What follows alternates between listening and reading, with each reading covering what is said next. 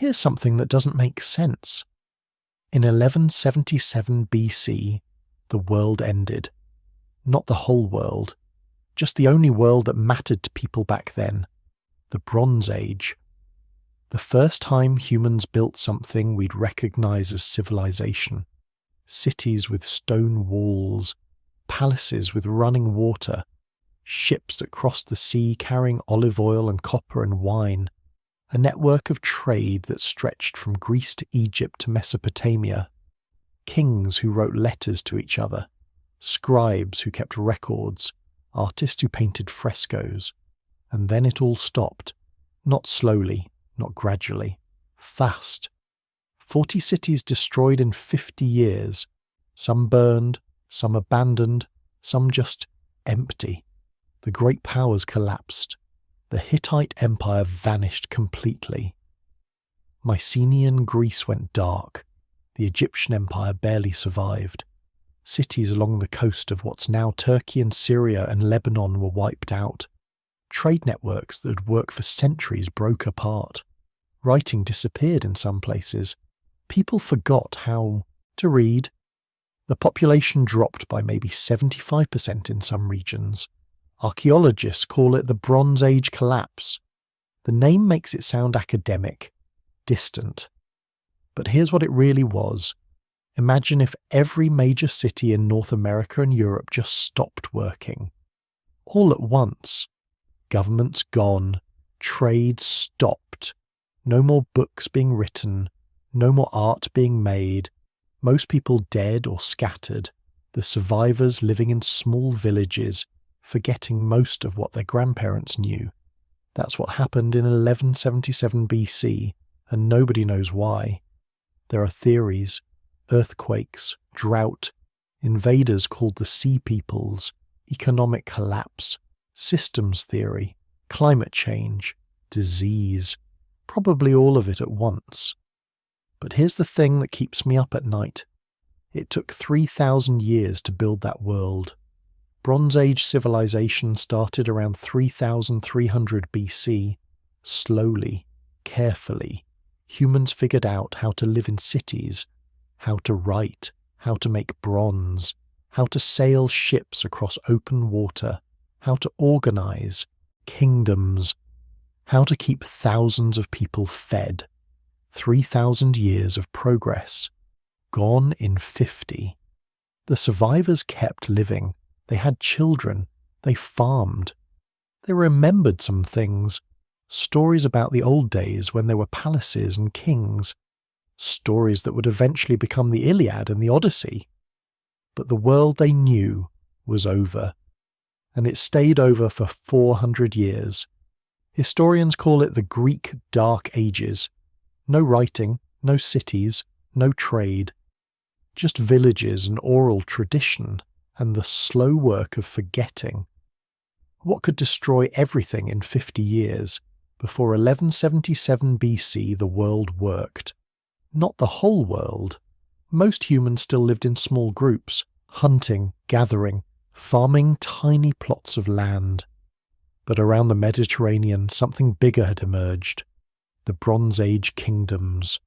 Let me show you what that world looked like. Start in Egypt. The new kingdom is at its peak.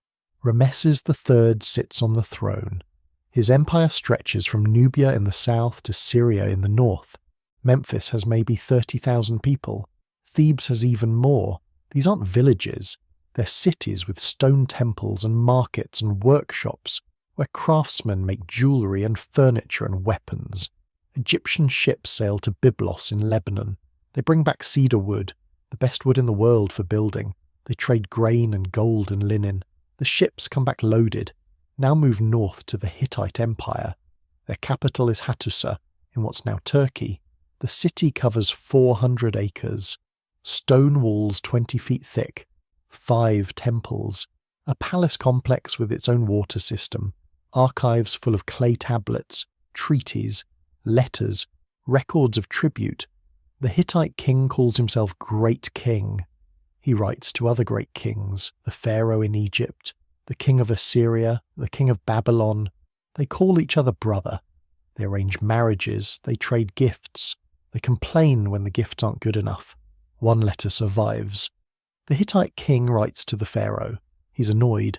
The gold statues Egypt sent weren't solid gold, just gold-plated wood. He can tell because his craftsman checked. He wants real gold next time. That's the level we're talking about. Kings arguing about the quality of gold statues. Empires rich enough to care about details like that. Keep moving. Mycenaean Greece, not unified. Bunch of kingdoms. Mycenae, Tyrins, Pylos, Thebes. Each one has a palace. Each palace has scribes who write in Linear B. They track everything. How much grain in storage? How many sheep? How much bronze? Who owes what to whom? The palaces control the economy. Craftsmen work for the palace. They make weapons and pottery and textiles. The palace redistributes goods. It's not exactly a market economy, more like a command economy. But it works. The population grows, the palaces get bigger, and the trade. That's what really matters. Ships cross the Mediterranean constantly. They carry copper from Cyprus, tin from Afghanistan, amber from the Baltic, ivory from Africa, wine from Greece, olive oil from Crete, purple dye from Tyre. One shipwreck tells the whole story. Found off the coast of Turkey, the Uluburun wreck. It sank around 1300 BC. About 80 years before the collapse. The cargo is incredible. 10 tons of copper, 1 ton of tin, enough to make 11 tons of bronze, glass ingots, ebony logs, ivory tusks, ostrich eggs, jewellery, weapons, pottery from 7 different places. This was one ship, one voyage, and it was carrying the wealth of nations. The ship probably started in the eastern Mediterranean, maybe Tyre or Sidon. It picked up cargo at different ports. Copper from Cyprus, tin from somewhere in the east. It was heading west, maybe to Greece, maybe to Italy. It never made it. Storm, pirates, rocks, something. The ship went down with everything. But here's what matters. This was normal. Ships like this crossed the sea all the time. The trade network was vast, complex, reliable. Cities depended on it. You can't make bronze without copper and tin. You can't get both in the same place. Copper comes from Cyprus. Tin comes from Afghanistan or maybe Spain or Britain. You need both, which means you need trade. The palaces needed bronze for tools, for weapons, for prestige items. Bronze was the steel of the ancient world. You couldn't run an empire without it. So the trade kept going. Ships sailing, merchants travelling, goods moving from one end of the Mediterranean to the other. And it wasn't just goods. Ideas moved too. Writing systems, artistic styles, religious concepts, technologies. The palace at Pylos in Greece has frescoes that look Egyptian. The Hittites adopted Mesopotamian cuneiform. Egyptian scarabs show up in Greece. Greek pottery shows up in Egypt. This was a connected world. Not globalized like today, but connected. The elites knew about each other. They competed. They copied. They traded. They married each other's daughters. The common people probably didn't think about it much. A farmer in Greece didn't care about the Hittite king. But he used bronze tools. He might have worn an amber bead from the Baltic. His wife might have used Egyptian coal for eye makeup. The system worked because it was stable. The same kingdoms had existed for centuries. Egypt had been around for 2,000 years. The Hittites for 500 years. Mycenaean Greece for 400 years. People expected it to continue. Why wouldn't it? Their grandparents had lived in this world. Their great-grandparents. The palaces seemed permanent. The trade routes seemed secure. The kings seemed powerful. Nobody saw it coming. There were small signs. Maybe. Looking back, we can see things that might have been warnings, but people at the time probably didn't notice. Some letters mention grain shortages. The Hittite king writes to the king of Ugarit. He needs grain. Urgently. Ugarit sends ships full of grain to Hattusa. Other letters mention raiders, ships attacking coastal cities. The king of Alatia writes to the king of Ugarit. He warns about enemy ships, 7 of them. They've been raiding, burning cities. But these seem like normal problems. Empires always need grain. Pirates always exist. Nothing to panic about. The palaces keep building. Mycenae expands its walls. The Hittites build new temples. Egypt fights wars in Syria and wins. Everything seems fine. Around 1200 BC, Rameses III defeats invaders. He calls them the Sea Peoples. He has the battle carved on temple walls. It looks like a great victory. Egypt stands strong. The pharaoh protects his people, but something is different. The inscriptions mention something strange. The invaders came with their families, their possessions. They weren't just raiders. They were refugees, looking for new land. Why? Where did they come from? What were they running from? Nobody wrote it down. Or if they did, those records didn't survive. Within a generation, everything falls apart. The Hittite Empire vanishes, not defeated in battle, just gone. The capital abandoned. The archives stop. No more letters, no more treaties. Silence. Mycenaean Greece collapses. The palaces burn. Pylos destroyed. Mycenae survives but shrinks. Tyrins abandoned. The Linear B tablets stop. Writing disappears. For 400 years nobody in Greece knows how to write. Ugarit destroyed. Completely. The city burns so hot that mud bricks turn to slag. Nobody rebuilds. The site stays empty. 40 cities along the eastern Mediterranean coast. Gone. Some burned. Some abandoned. Some show signs of earthquake damage, but all of them empty. The trade network breaks. Ships stop sailing. Or maybe there aren't enough ships. Or maybe the ports are destroyed. Either way, the copper from Cyprus stops reaching Greece. The tin from the east stops moving. Bronze production drops.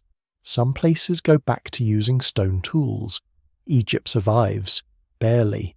Rameses III keeps the kingdom together. But Egypt never fully recovers. The empire shrinks. The wealth declines. Later pharaohs are weaker.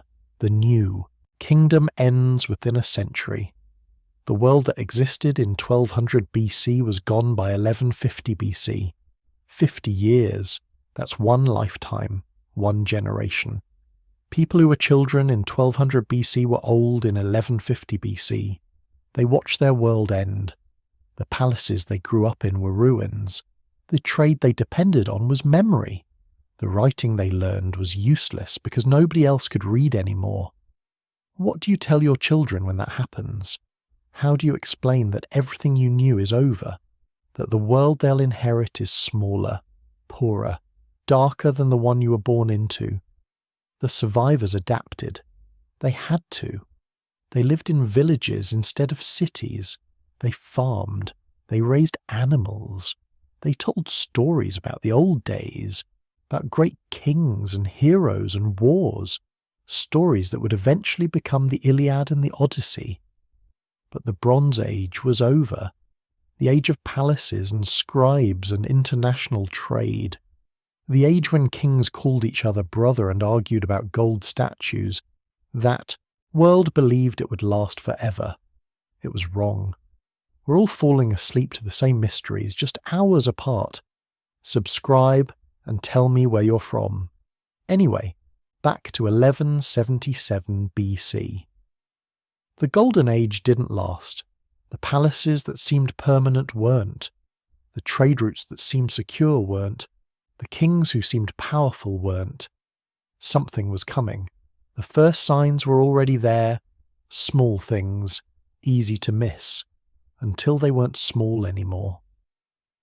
The cracks started small, easy to miss if you weren't looking. Around 1250 BC, something changed in the weather. Not everywhere, not all at once, but the climate shifted, drier, hotter in summer, less rain when crops needed it. In Syria, farmers noticed first. The harvest came up short, not a disaster, just less grain than usual. They adjusted, planted different fields, hoped next year would be better. It wasn't. The drought lasted 3 years in some places, 5 in others. Rivers ran lower, wells dried up, pastures turned. Brown earlier each summer. People moved, not far, just to where water still flowed. A village here, a town there, small migrations, the kind that had happened before. But this time, everyone was moving at once. Think about what that means. Picture a trade route. Merchants travel from Egypt to the Hittite Empire. They stop at the same towns every trip, buy food, rest their donkeys, trade news. Now those towns are half empty. The food's more expensive. The merchants who used to meet them there are gone, moved north or south, or just disappeared. The network starts to fray. In 1225 BC, a Hittite king writes a letter. We have it. Baked clay, preserved in ruins. He's writing to the king of Ugarit, a coastal city in what's now Syria. The letter is about grain. The Hittite king needs it. Desperately. His own harvest failed. His people are hungry. He's asking Ugarit to send ships loaded with grain. As much as they can spare, Ugarit writes back. They're sorry, they can't help. Their own grain stores are low. They're rationing what they have. This is new. These kingdoms had traded for centuries. They helped each other. That was the system. That was how it worked. Now the system was breaking. More letters survive from this period. More requests. More refusals. Kings begging for food, for copper, for wood, getting turned down, or getting less than they ask for.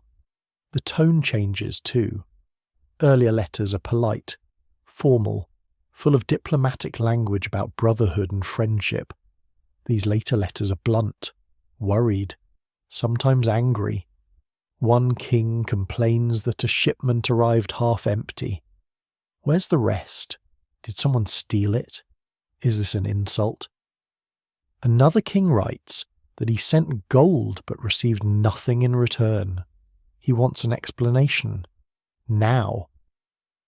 The trust was cracking, and then the earthquake started. We know this from archaeology. Layers of destruction in multiple cities, all from the same period, all showing the same pattern.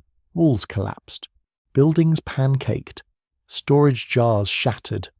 The destruction is sudden, total, and it matches what earthquakes do. Troy was hit.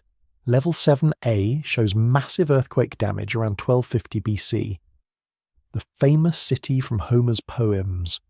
The walls came down, not from Greek warriors, from the ground shaking. Mycenae shows damage too, and Tyrins, and Pylos, all within a few decades of each other. The Eastern Mediterranean sits on fault lines. Earthquakes happen, always have. But this period saw a cluster. Multiple major quakes in a short time. Cities rebuilt, they always did. But rebuilding takes resources, takes time, takes grain to feed the workers, takes copper for tools, takes wood for scaffolding. And all of those things were already running short. Here's what archaeologists found in Pylos.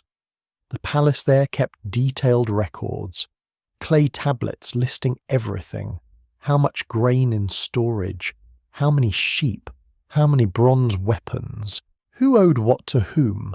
The final tablets show something strange. They're rushed, sloppy. The handwriting is bad, mistakes everywhere, like someone was writing fast, under pressure. One tablet lists coastal watchers, men assigned to watch the sea, to warn if ships approach. Another tablet inventories bronze, every scrap, even bronze from religious offerings. They're melting it down, making weapons. The last tablet mentions women and children being sent inland, away from the coast, to safety. And then the tablets stop. The palace burned. The tablets were baked hard in the fire. That's the only reason they survived. Nobody wrote anything after that. The scribes were gone, or dead, or they fled and never came back. Pylos was never rebuilt. The ruins sat empty. For 400 years nobody lived there. This pattern repeats. Ugarit on the Syrian coast, prosperous city, major port, beautiful palaces. The last level shows frantic preparation, weapons stockpiled, valuables buried, then destruction, fire, abandonment. Last king of Ugarit wrote a letter. It was found in the ruins. He's writing to the king of Cyprus, asking for help. Enemy ships have been sighted. His own army is gone, fighting somewhere else. His ships are gone too, scattered. He's defenceless. The city is exposed. The letter was never sent. It was still in the palace when the palace burned. What happened to the king? Nobody knows. His name disappears from history. The Hittite Empire shows the same pattern. Their capital, Hattusa, was enormous. Massive walls, grand temples, archives full of treaties and letters and laws. Around 1200 BC they abandoned it, just walked away. The city wasn't destroyed by enemies, it was deliberately emptied. The government collapsed from within. The last Hittite texts mention food shortages, rebellions in the provinces, trouble on the borders, then silence. The empire that had lasted 450 years vanished in a generation. Egypt survived. Barely. Rameses III fought off invasions, multiple invasions. He recorded them on temple walls, images of battles, foreigners with strange weapons, ships with bird-headed prows, armies of mixed peoples. He calls them the Sea Peoples. We still use that name, but it doesn't tell us much. Who were they? Where did they come from? The images show different groups, different clothes, different ships. Maybe they weren't one people. Maybe they were refugees, survivors from collapsed kingdoms, pirates, mercenaries, displaced farmers turned raiders. Egypt beat them back. But the cost was enormous. The treasury was drained. The army was exhausted. The trade network was gone. There was nobody left to trade with. After Rameses III, Egypt declined. Slowly. The empire shrank. The power faded. They survived. But they never recovered their golden age. Here's what's haunting about this period. The collapse happened fast. But the warning signs were there for decades. The drought, the failed harvests, the fraying trade networks, the desperate letters, the earthquakes, the stockpiling of weapons, the coastal watchers. People saw it coming. They tried to prepare. They asked for help. They made plans. It didn't matter. The system was too fragile, too interconnected. When one part failed, everything failed. The Bronze Age world was like a rope made of many strands. Each strand was strong, but they were wound together, dependent on each other. Egypt needed copper from Cyprus. Cyprus needed grain from Egypt. The Hittites needed both. Ugarit needed everyone. When the rope started to fray, you couldn't just replace one strand. The whole thing unraveled, and once it started, nobody could stop it. The cracks became breaks. The breaks became collapse. The collapse became darkness. They came from the sea. At least that's what the Egyptian records say. The temple walls at Medinet Habu tell the story, carved in stone. Rameses III commissioned them around 1177 BC. The images show ships with bird-headed prows, warriors with horned helmets, chariots, oxen, pulling carts loaded with families, women and children mixed with fighters. The inscription calls them the foreign countries who conspired in their islands. They came by land and sea. They destroyed everything in their path. Hatti fell, so did Kode, Karkemish, Azawa, Alashia, one after another. The names mean nothing now, but these were kingdoms, major powers. They had armies, fortified cities, trade networks. They weren't weak. They fell anyway. The Egyptian text describes the invasion. The foreign countries made a conspiracy in their islands. All at once the lands were removed and scattered in the fray. No land could stand before their arms. Read that again. No land could stand before their arms. These weren't raids. This was something bigger. A migration maybe, or multiple migrations happening at once. Groups of people moving together, bringing everything they owned, fighting anyone who got in the way. The images show details. The ships are different from Egyptian ships. Higher prows, different rigging. The warriors carry round shields, long swords. Some wear kilts with tassels. Others wear different clothes entirely. They're not uniform, not one people. The Egyptians list different groups: the Peleset, the Cheka, the Shekelesh, the Denyen, the Weshesh. 5 main groups, maybe more, each one distinct, each one dangerous. Who were they? That's the question that haunts this whole story. Some scholars think the Peleset became the Philistines, the ones from the Bible. They settled in Gaza after Egypt defeated them. The pottery found in Philistine sites matches pottery from the Aegean, from Greece, from the Mycenaean world. Maybe they were refugees from the collapsed Mycenaean kingdoms, warriors without homes, families fleeing disaster. They needed somewhere to go, so they went south, toward Egypt, toward the last functioning empire. The Shekelesh might have been from Sicily. The name sounds similar, but that's speculation. We don't know. The Denyen might have been from the Greek city of Danos. Again, maybe. The evidence is thin. Here's what we do know. They arrived in waves, multiple attacks over several decades. The first wave hit around 1207 BC. During the reign of Rameses III's predecessor, that attack was beaten back, but they returned, stronger, more organised. The second wave came around 1177 BC. This time they brought everything: families, livestock, carts full of possessions. This wasn't a raid, this was a migration. They moved down the coast, through what's now Turkey, through Syria, through Lebanon, destroying cities as they went. Ugarit fell to them, or fell during the chaos they caused. The city burned, the palace collapsed. Bodies were left in the streets. Nobody rebuilt it. The same pattern repeated down the coast, city after city. Some fought, some surrendered, some were just abandoned before the invaders arrived. By the time they reached Egypt, they'd carved a path of destruction through the entire eastern Mediterranean. Rameses III met them at the mouth of the Nile. The battle scenes carved at Medinet Habu show the fight. Egyptian archers on ships, arrows raining down, enemy ships capsizing, warriors drowning, bodies in the water, on land, Egyptian chariots charge, infantry with spears. The invaders fight back, but they're losing.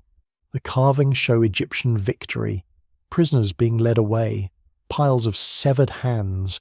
That's how Egyptians counted enemy dead. By cutting off their hands, Egypt won, but barely. The cost was enormous. The treasury was drained. The army was exhausted. Trade was gone. There was nobody left to trade with. The network had collapsed. And here's the thing that bothers me about this story. The Sea Peoples won almost everywhere else. They destroyed kingdoms, toppled empires, burned cities that had stood for centuries. But we don't know what happened to them after Egypt. Some settled in Canaan, the Philistines. We know about them. But the others, the Cheka, the Shekelesh, the Denyen, the Weshesh, they vanish from the record, just like the kingdoms they destroyed. Maybe they settled somewhere, blended in, lost their identity. Maybe they kept moving, scattered, died out. Or maybe they were never really one thing to begin with. Think about what a collapse looks like, not from the perspective of kingdoms, from the perspective of normal people. Your city is starving. The harvest failed 3 years running. The king demands taxes anyway. He needs bronze for weapons, grain for soldiers. The enemy is coming. Or maybe there is no enemy. Maybe it's just chaos. You leave. What choice do you have? You take your family. Your neighbours come too. You join other refugees on the road. More people from other towns, other cities. You need food. You need safety. You find a village. They won't share. They don't have enough for themselves. You take what you need, by force if necessary. Now you're raiders, not because you wanted to, because you had to survive. You keep moving. Join other groups. Some are warriors, mercenaries who lost their employers. Some are farmers. Some are craftsmen. You're all mixed together now. Different languages, different clothes, different weapons, but you're moving in the same direction. Towards somewhere that still has food, still has order, still has walls that might protect you. That's what the Sea Peoples might have been. Not an army, not an invasion force. A mass movement of desperate people, created by the collapse, making the collapse worse. The Egyptian texts call them invaders, enemies, foreigners. But maybe they were victims too. Refugees from the disaster that was swallowing the Bronze Age world. The evidence fits, the mixed equipment, the families travelling with warriors, the different groups working together, the desperation. They weren't trying to conquer Egypt. They were trying to survive. Egypt just happened to be in the way, and Egypt was the only kingdom strong enough to stop them. But stopping them didn't fix anything. The damage was done. The trade network was destroyed. The other kingdoms were gone. Egypt stood alone, isolated, surrounded by ruins. The Sea Peoples were the final blow, but they weren't the cause. The cause was deeper. The drought, the earthquakes, the failing harvests, the breaking trade routes, the accumulating stress on a system that couldn't bend. The Sea Peoples were the symptom, the visible part of a collapse that had already started. Here's what haunts me. We name them, we study them, we carve them into our theories about what happened, but we don't really know who they were. The Egyptians didn't know either. They just knew people were coming. Dangerous people, desperate people, people who had nothing left to lose. The images at Medinet Habu show them clearly. You can see their faces, their clothes, their weapons, their ships. They're right there, preserved in stone, but we still can't tell you where they came from, where they went, what they called themselves, what stories they told about why they were moving, what they'd lost, what they hoped to find. Their ghosts, visible but unknowable, the face of catastrophe, the human cost of collapse. And maybe that's fitting. Because the Bronze Age collapse wasn't really about kingdoms and empires and trade networks, not at the human level. It was about millions of people whose lives were destroyed, who lost everything, who wandered, who fought, who died, who survived and tried to rebuild in the ruins. The Sea Peoples were some of those people, the ones who made it into Egyptian records, the ones who got carved into stone, the ones we remember. But they were just a fraction. Most of the displaced, most of the refugees, most of the victims, they left no trace, no records, no carvings, no names. They just disappeared into the darkness that followed, into the 400 years when writing stopped, when cities emptied, when the population crashed, when the survivors forgot most of what their grandparents knew. The Sea Peoples attacked Egypt in 1177 BC. Egypt survived. Barely. But the world they'd known, the Bronze Age world, the interconnected network of kingdoms and trade and culture, that world was already gone. The Sea Peoples were just the last ones to realize it, the last ones still moving through the ruins, looking for something that didn't exist anymore, a world that worked, a world that made sense, a world where you could plan for tomorrow. That world had ended, and nobody was coming to rebuild it. The fall happened fast, faster than anyone expected, faster than made sense. Start with Mycenae, The great fortress city in Greece, massive walls. Stone blocks so big that later Greeks thought giants must have built them. The palace sits on top of a hill. You can see for miles in every direction. Perfect defensive position. Around 1190 BC, it burns. Not from accident, not from lightning, from attack. The destruction layer shows it clearly. Ash, collapsed walls, smashed pottery, bodies left where they fell. But here's the strange part. The city had warning. They knew something was coming. The archaeological evidence shows frantic preparation in the years before the fire. They built new fortifications, strengthened the walls, dug a secret passage to a water source outside the city in case of siege. They saw it coming. They prepared. It didn't matter. Mycenae fell anyway, and it wasn't rebuilt. Not properly. Some people came back, lived in the ruins for a while, but the palace stayed empty. The great halls stayed silent. The throne room stayed cold. The same pattern repeats across Greece. Tiryns burns around the same time. Pylos burns earlier, maybe 1180 BC. Thebes survives longer but shrinks. The population drops by 75% or more in some regions. These weren't weak cities. They had armies, professional soldiers, bronze weapons, chariots, stone walls 20 feet thick. They'd defended themselves before, against raiders, against rivals, against threats they understood. This was different. This was overwhelming. Or maybe it wasn't even an attack. Maybe people just left, move east. The Hittite Empire controlled most of what's now Turkey. Their capital, Hattusa, was one of the great cities of the age. We talked about it earlier. The temples, the palaces, the massive walls. Around 1180 BC, the city empties. Not burns, empties. The archaeological records show something weird. The city wasn't sacked. There's no destruction layer, no bodies, no signs of battle. People just stopped living there. They took what they could carry, left everything else, and walked away. The great temples stood empty. The palaces echoed. The archives full of clay tablets sat undisturbed. For a while. Then squatters moved in.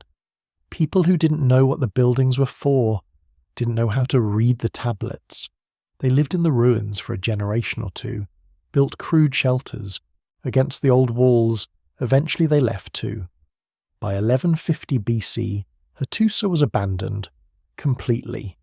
The Hittite Empire, which had rivaled Egypt for power, just ceased to exist. No successor state, no remnant kingdom, nothing. The king disappeared, the army vanished, the bureaucracy dissolved. Centuries of records and treaties and royal correspondence became meaningless scratches on clay. Down the coast, city after city follows the same pattern. Ugarit burns completely. We mentioned that before, but the details matter. The destruction was total. Every major building collapsed. The palace, the temples, the houses of the rich merchants. Even the city walls fell. Excavations found bodies in the streets. Skeletons still wearing jewellery. Gold earrings, silver bracelets. Nobody looted them. Nobody came back to bury the dead properly. The city just died, and stayed dead. Alalach, another major city in Syria, burns around the same time, so does Hamath, and Qatna, and Hazor. The list goes on. 40 cities destroyed in 50 years. Maybe more. Those are just the ones archaeologists have excavated. Think about what that means. These cities were spread across hundreds of miles. Different kingdoms, different rulers, different armies, but they all fell within a few decades of each other, all around 1200 BC, all in the same way: fire, destruction, abandonment. Something was moving through the region, destroying everything in its path. Or maybe not something. Maybe the destruction was coming from inside. Cities tearing themselves apart, populations fleeing, governments collapsing under their own weight. We don't know. The cities can't tell us, they just show the results. Ash layers, collapsed walls, empty streets. Egypt survived. Barely. But even Egypt felt the pressure. Rameses III fought off the Sea Peoples. We covered that. But the cost was enormous. The military campaigns drained the treasury. The loss of trade partners crippled the economy. The empire shrank, pulled back, focused on defending what it had left. After Rameses III died around 1155 BC, Egypt entered a long decline. The new kingdom limped on for another century. But it was never the same. The Golden Age was over. The pharaohs who came after were weaker, poorer, less able to project power beyond Egypt's borders. By 1070 BC, even Egypt fractured. The country split into rival kingdoms. North and south, the unified empire that had lasted for centuries broke apart. Look at what disappeared. The palace economies collapsed first. These were centralized systems. The king owned everything, controlled everything, distributed everything. Scribes kept detailed records.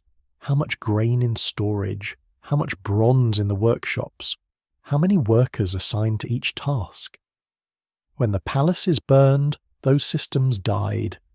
Nobody knew what was where. Nobody could organize production. Nobody could collect taxes or distribute rations. The whole structure fell apart. Writing disappeared in most places. Not everywhere. Egypt kept writing. So did Mesopotamia. But in Greece, writing vanished completely. The Linear B script used for palace records was forgotten. For 400 years, nobody in Greece could read or write. That's not just losing a technology. That's losing the ability to keep records, to send messages, to preserve knowledge.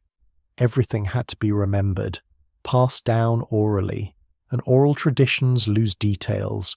They change, they simplify. The population crashed. Settlements that once housed thousands shrank to villages of hundreds or less. The countryside emptied. People clustered in defensible positions, hilltops, islands, places where small groups could protect themselves. Trade stopped. The networks that connected Egypt to Greece, to Anatolia, to the Levant just ceased functioning. Ships stopped sailing. Merchants stopped travelling. The flow of tin and copper that made bronze stopped moving. Without bronze, you can't make tools, can't make weapons, can't make the things that made Bronze Age civilization possible. Some places started using iron instead, but iron technology was new, primitive.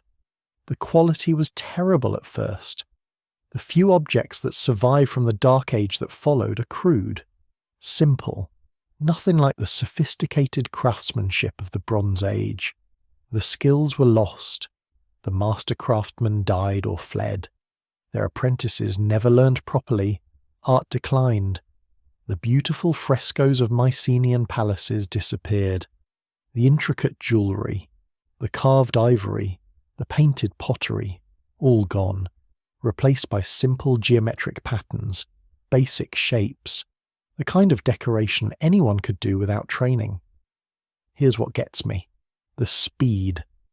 Bronze Age civilization took 2,000 years to build. From the first cities around 3,300 BC to the height of the Late Bronze Age around 1300 BC. 2,000 years of slow accumulation, knowledge building on knowledge, skills passed from master to apprentice, trade networks expanding, cities growing, empires rising. All of it collapsed in maybe 2 generations, 50 years, maybe less. A person born in 1200 BC would have grown up in a world of palaces and trade and writing and art. By the time they were old, all of that was gone. Ruins, memories, stories about how things used to be. Their grandchildren would grow up in villages, never seeing a palace, never learning to read, never travelling beyond a day's walk from home. The world had shrunk, contracted, simplified, and nobody wrote down what it felt like. No chronicles of the collapse, no histories explaining what happened. The people who could write were dead or scattered. The palaces where they worked were ashes. We're left with archaeology, layers of destruction, abandoned cities, broken pottery, the silent evidence of catastrophe. The dominoes fell in sequence, but also all at once. Each collapse made the next one more likely. Each broken trade route made the network weaker. Each abandoned city meant fewer places to flee to. Each destroyed harvest meant more refugees, more pressure, more desperation. The system couldn't absorb the shocks. It was too interconnected, too specialized, too dependent on everything working smoothly. When one part failed, the stress spread, like cracks in glass. One break leads to another, then the whole thing shatters. By 1150 BC, the Bronze Age world was gone, replaced by something smaller, simpler, poorer. The Dark Age had begun, and it would last 400 years before civilization started to rebuild. 4 centuries of darkness, of forgetting, of survival. The descendants of Bronze Age kings lived in villages, told stories about the great palaces their ancestors built, but they couldn't read the tablets, couldn't understand the technology, couldn't recreate what was lost. The world had to start over, almost from scratch, building new kingdoms, new trade routes, new forms of writing, new ways of organizing society. But that came later, much later. First came the darkness, the silence, the ruins. The dominoes had fallen, and nobody could stand them back up. So who destroyed the cities? The obvious answer is the sea peoples, the raiders from the Egyptian records, the warriors with horned helmets who came by ship and chariot. But here's the problem with that theory. It's too simple, too neat, and the evidence doesn't quite fit. Start with the most basic question. Who were they? The Egyptian texts give names: the Peliset, the Checker, the Shekelesh. But names don't tell us much. Where did they come from? Why did they move? What made them so dangerous? Some scholars say they came from the Aegean, from Greece or the islands around it. The pottery evidence supports this. Sites where the Peliset settled show Greek-style pottery, the kind made in Mycenae and other Greek cities. But wait. Mycenae was collapsing at the same time. The palaces there were burning too. So were the sea people's refugees from Greece, people fleeing their own collapsing. Civilization? That would explain why families came with them, women, children, oxen carts loaded with belongings. You don't bring your family on a raid, you bring them when you're looking for a new home. Other scholars point to Anatolia, the western coast of what's now Turkey. There were kingdoms there, small ones. They show up in Hittite records, Arzawa, Luka. The Hittites fought them sometimes, made treaties with them other times. When the Hittite Empire collapsed, those kingdoms would have been freed. No more tribute to pay, no more Hittite armies to fear. Maybe they saw an opportunity, moved south, attacked the wealthy coastal cities. But that doesn't explain the scale. These weren't just border raids. 40 cities fell, kingdoms disappeared. That takes more than a few freed vassals looking for plunder. Here's another theory: climate refugees. We know the drought was bad. We know it lasted years, maybe decades in some places. People had to move, had to find water, find food, find land that still produced crops. When you're desperate, you fight. You take what you need. If that means attacking a city, you attack. If that means destroying what you can't carry, you destroy it. The problem is coordination. How did all these different groups move together? The Egyptian records show multiple peoples, different names, different origins probably. But they attacked at the same time, moved in the same direction, destroyed the same targets. That suggests organization, leadership, some kind of alliance or confederation. But we have no evidence for that. No records of sea people's kingdoms, no treaties, no diplomatic correspondence. They appear in Egyptian records as invaders, then they disappear. Some settled in Gaza, became the Philistines. But most just vanish from history. Where did they go? Did they scatter? Die? Assimilate into other populations? We don't know. And here's what really troubles the raider theory. The timeline doesn't work, not completely. Ugarit burned around 1190 BC. The texts from the city show panic in the final years, letters begging for help, warnings about ships approaching, then destruction. Total, complete. But other cities fell earlier, or later. The destruction wasn't simultaneous. It spread over 50 years, maybe 70. That's a long time for a single invasion force to stay active. A long time for raiders to keep moving, keep attacking, keep winning. Raiders want loot. They hit a city, take what they can carry, move on. They don't usually burn everything, don't destroy what could be useful, don't kill everyone when slaves are valuable. The Bronze Age collapse shows different patterns. Some cities burned, others were abandoned without signs of violence.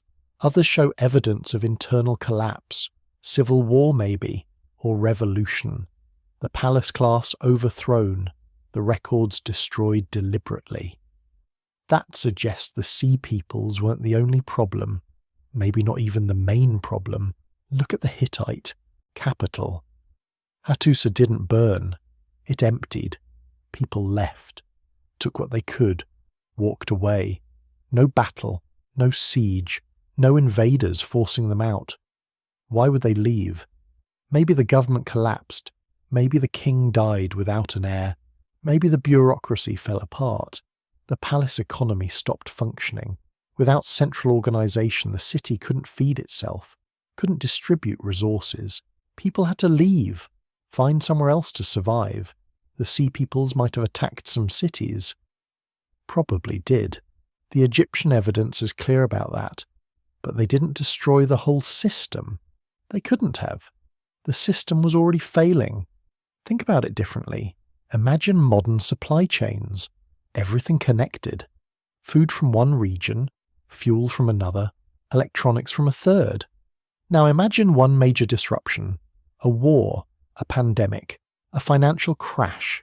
The system adapts, usually. But if disruptions keep coming, if they hit multiple points at once, the whole network can collapse. Not because any single disruption was fatal, because the cumulative stress was too much. That might be what happened in 1177 BC. The drought stressed the agricultural base. Trade routes broke down, refugees moved, government struggled, raiders saw weakness and attacked. Each problem made the others worse.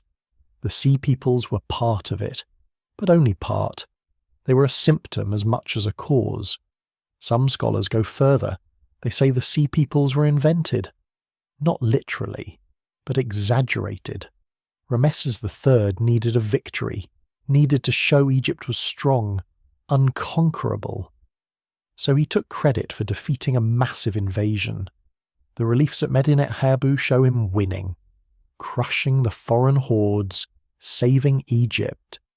But maybe the actual battles were smaller. Maybe the conspiracy in their islands was just normal raiding, amplified in royal propaganda. That feels too cynical to me. The destruction was real. The cities really burned. The kingdoms really fell. Something happened. Something big. But the raider theory has holes. Big ones. It explains some of the evidence, not all of it. Not the abandoned cities. Not the long timeline. Not the economic collapse that preceded the attacks. We want a simple answer. A clear villain. The sea peoples fit that role. Mysterious invaders from across the sea, destroying civilization. It's dramatic, it's compelling, it's probably wrong, or at least incomplete. The truth seems messier. Multiple causes, different problems in different places. Some cities fell to raiders, others to drought, others to internal collapse, others to some combination we can't untangle anymore. The sea peoples were real. They attacked. They destroyed. But they didn't cause the collapse alone. They couldn't have. They were the final push, the last straw, the thing that broke a system already cracking under too much pressure. And maybe that's scarier than simple invasion. It means there was no single enemy, no clear threat to fight, just cascade of failures, each one making the next more likely, until everything fell apart. The dominoes were already wobbling.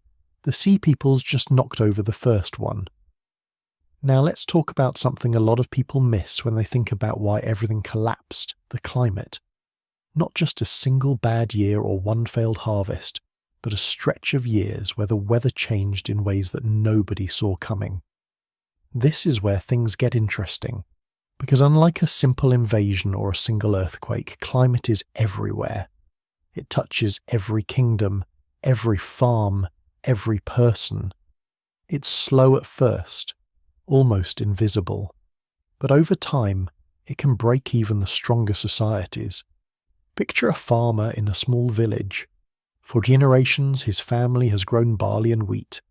The seasons have a rhythm. Plant in the fall, pray for rain, harvest in the spring. One year the rains come late. The crops are thin. People grumble, but they manage. The next year it's even drier. Wells are lower than anyone remembers. The river near the field shrinks. The yield drops again. Now people are worried. They plant extra, hoping for a better year. But the third year is the worst yet. The ground is cracked. The grain heads are empty. Animals grow thin, struggling to find grass. This isn't just a story. Scientists have found evidence in ancient pollen samples in lake beds and caves. In some places, the trees that grew there for centuries suddenly vanish from the record.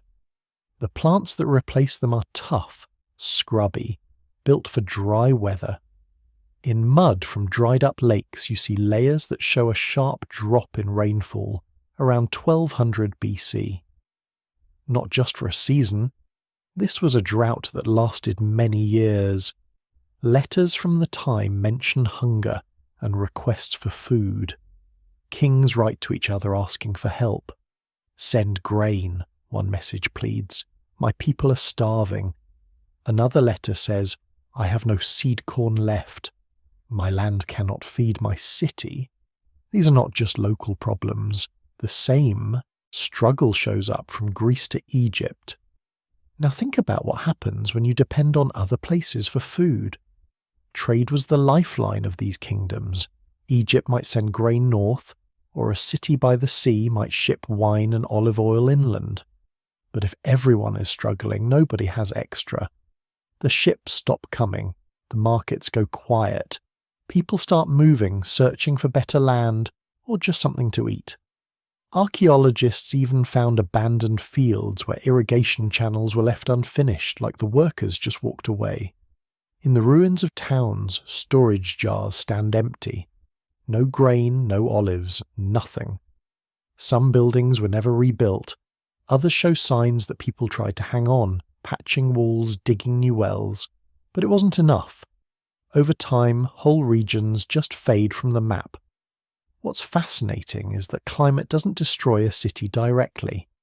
There's no fire, no army at the gates. Instead, it slowly eats away at the things that keep life going. Food, water, order. As crops fail, people grow desperate. Some leave, some fight over the scraps. Civil wars and uprisings become more common. Governments that once seemed unshakable start to break down. And here's the thing. The rich and powerful feel it too. The palaces had stores of food, but even those run out if the drought keeps going. Officials argue over who gets what. Soldiers demand pay. If the king can't feed his army, loyalty disappears. The chain of command weakens.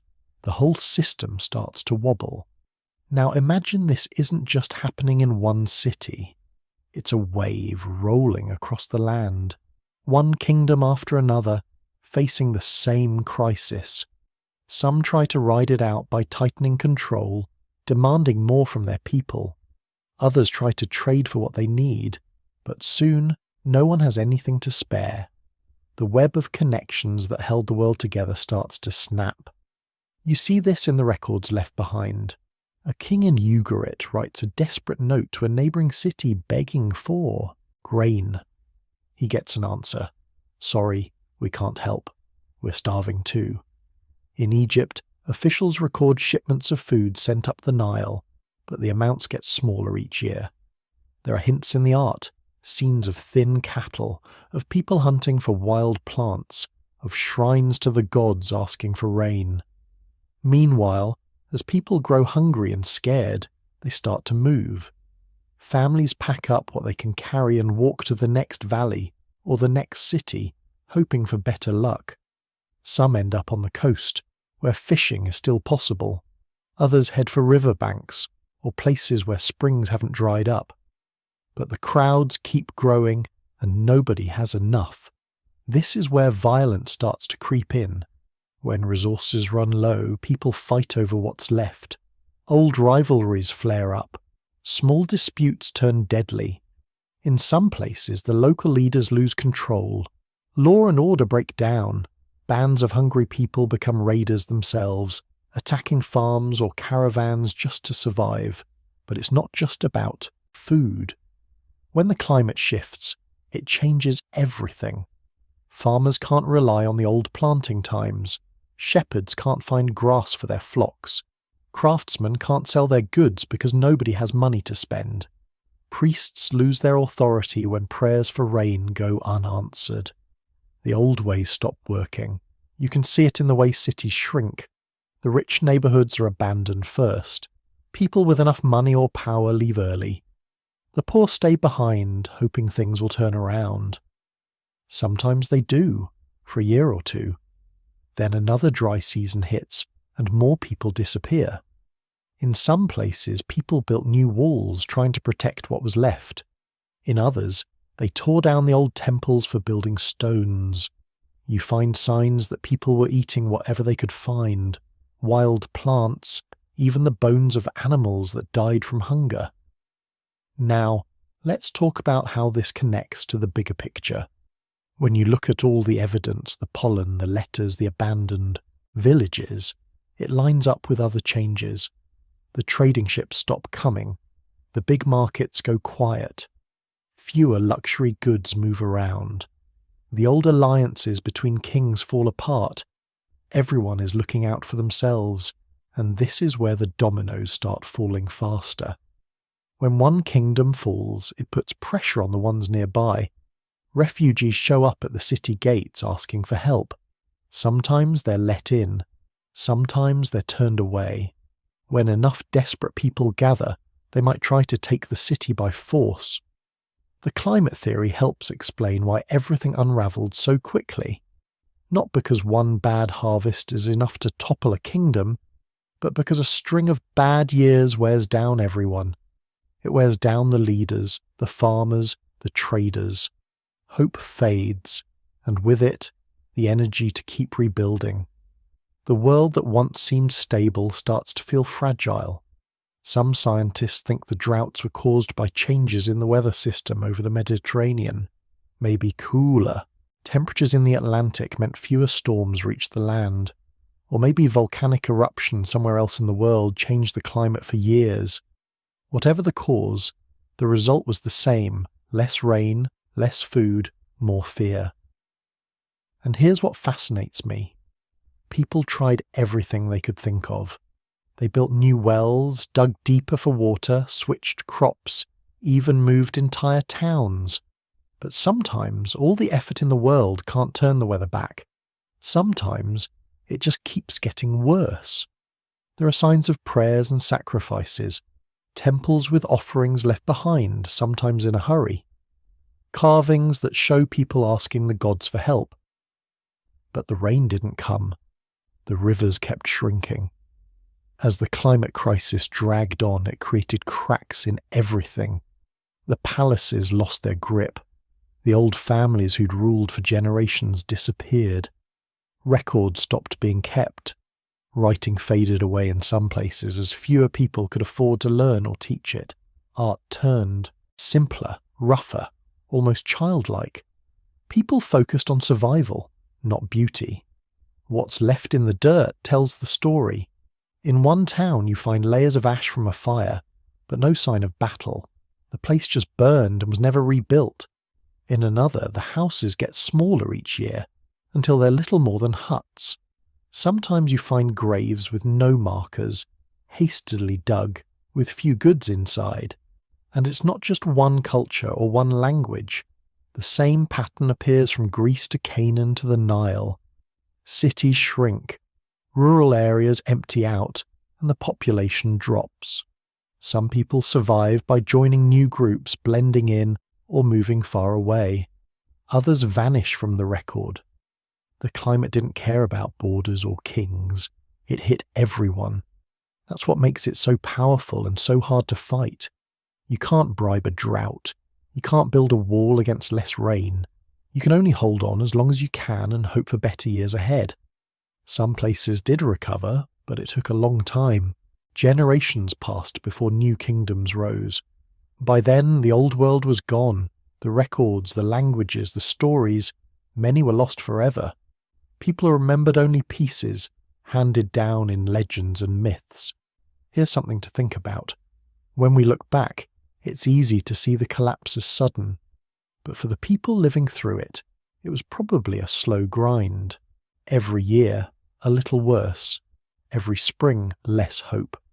The world changing bit by bit, until one day it was unrecognizable. And maybe that's why climate is such a scary cause. It's not dramatic, not flashy, no single villain to blame, just a slow, relentless pressure that wears down even the strongest. But climate isn't fate. People made choices. Some adapted, some moved, some fought. The story of this collapse is also a story of survival, of people figuring out new ways to live, even as everything they knew slipped away. If you stand on the ruins today, you can almost feel it. The silence, the emptiness, the sense of lives interrupted. It wasn't just the buildings that fell.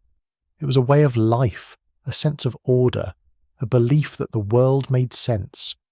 And yet, out of that darkness, something new eventually grew. The survivors built new cities.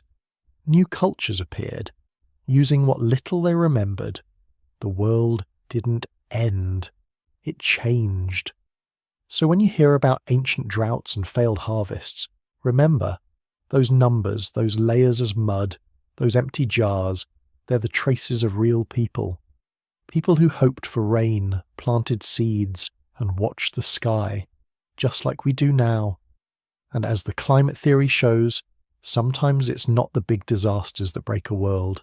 Sometimes it's the quiet ones, the missing rain, the empty fields, the river that never comes back. And that brings us to another piece of the puzzle. The land itself wasn't just drying out, it was shaking. What about earthquakes? Let's look at that next. Let's get into the earthquake theory. It sounds dramatic, right? The land shaking, walls falling, people running in the night, and it really happened. This isn't just a story told by old poets. There's real evidence in the ground.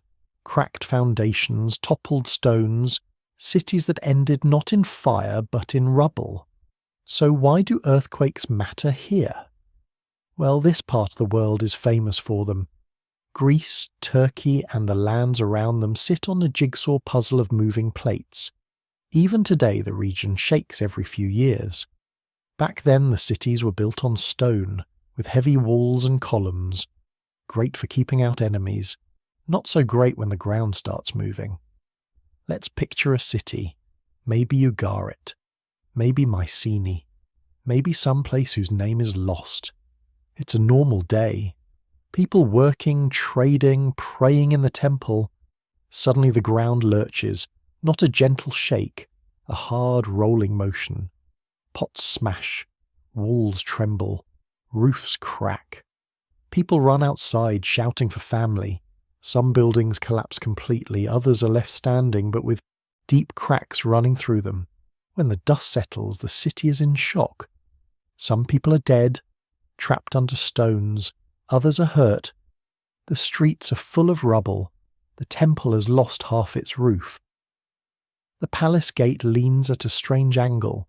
There's no fire, no enemy at the gate, just the silent, heavy damage left by nature. Now, you might ask, how do we know this really happened?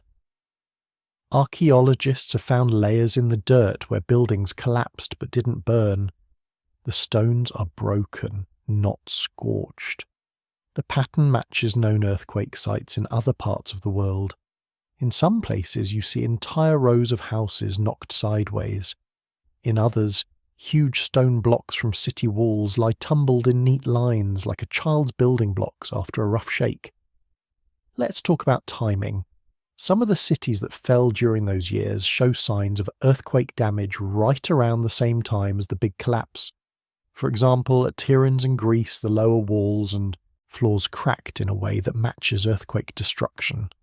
At Mycenae, pieces of the palace fell in, not from fire or attack, but from the earth moving beneath them. Then there's Ugarit, up on the coast. The city was destroyed quickly, and while there's evidence of fire there, some of the buildings fell in a way that looks like the ground moved first. Some scientists believe an earthquake hit, knocking down walls, and then raiders or looters came in afterward and set fires in the ruins, so the disasters stacked on each other. Earthquake, then invasion. Or earthquake, then panic, then everything falls apart. You might wonder if one earthquake could destroy a city, or if it would take more. Here's the truth. Sometimes one big quake is enough, especially when buildings are made of stone and mud brick. But often, it's not just one. In a bad year you might get a strong quake, then aftershocks for weeks or even months. Each one shakes already damaged walls. Even small, tremors can bring down buildings that are cracked and weakened. And what about tsunamis? That's another part of the earthquake story. If a big quake happens under the sea, it can send a massive wall of water toward the coast. There's evidence that one of these hit the coast of the eastern Mediterranean during this period. In places like Miletus and the coast near Cyprus, muddy layers mixed with seashells show up in the ruins around 1200 BC. These aren't natural floods. They look more like a sudden, violent rush of water. Exactly what you'd expect from a tsunami. Now imagine living through this. You survive the quake, but your house is gone. The granary is buried. The temple is cracked, maybe even collapsed. The well might be filled with debris. Roads are blocked. Some people leave at once, looking for safer ground. Others stay, trying to dig out food and belongings. But then, a few days later, the aftershocks start. More walls fall. People lose hope. It's not just the physical damage. Quakes break the structure of daily life. The city government might fall apart. Priests are busy dealing with the dead or injured. Markets close. People stop working and start worrying. Fear spreads. Who will rebuild? Who will lead? In some places, no one does. The city just slowly empties out. And here's another detail. Some cities that fell during this time show signs of being rebuilt, but only in a rough, simple way. The grand palaces are left in ruins. New houses are small, made from whatever stones are left. Sometimes whole neighbourhoods are abandoned, and people cluster in just a few streets, using the old walls for shelter. It looks like people tried to hold on, but didn't have the resources or the will to restore things to how they were. Now, why would earthquakes happen more during this period? Some scientists think there may have been a cluster of big quakes, almost a chain reaction, along the fault lines that run through the region. If one fault slips, it can put pressure on another, causing more shaking a few years later. And when you combine this with drought, hunger, and the fear of attack, it's a recipe for disaster. People are already on edge. One quake can tip a stressed city into chaos. Let's look at the numbers. Today, strong earthquakes hit the region every few decades. Some are big enough to destroy whole towns. In the ancient world, without modern building codes, the same size quake would be much deadlier. Imagine a city with walls 20 feet high, but no steel or concrete, just mud, brick and stone stacked by hand. When the ground shakes, those walls can turn to rubble in seconds. There's also evidence that the frequency of earthquakes might have gone up for a few centuries. Some scientists looked at ancient records and found a cluster of big quakes between 1300 and 1000 BC. That lines up with the timeline of the collapse.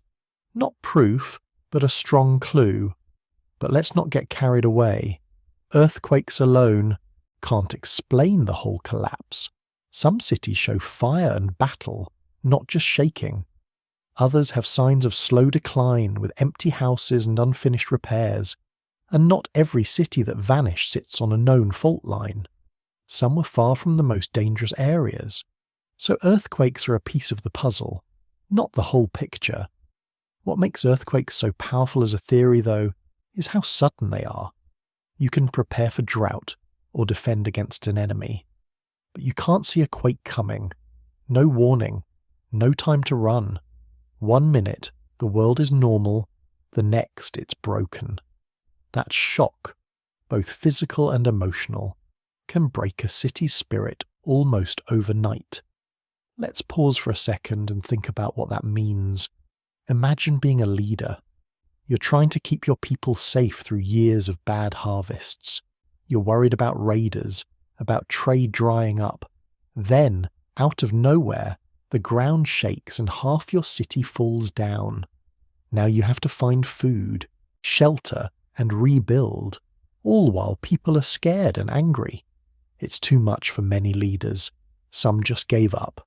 Some died in the chaos. Sometimes the survivors would move away. Maybe they found a safer spot or joined another group.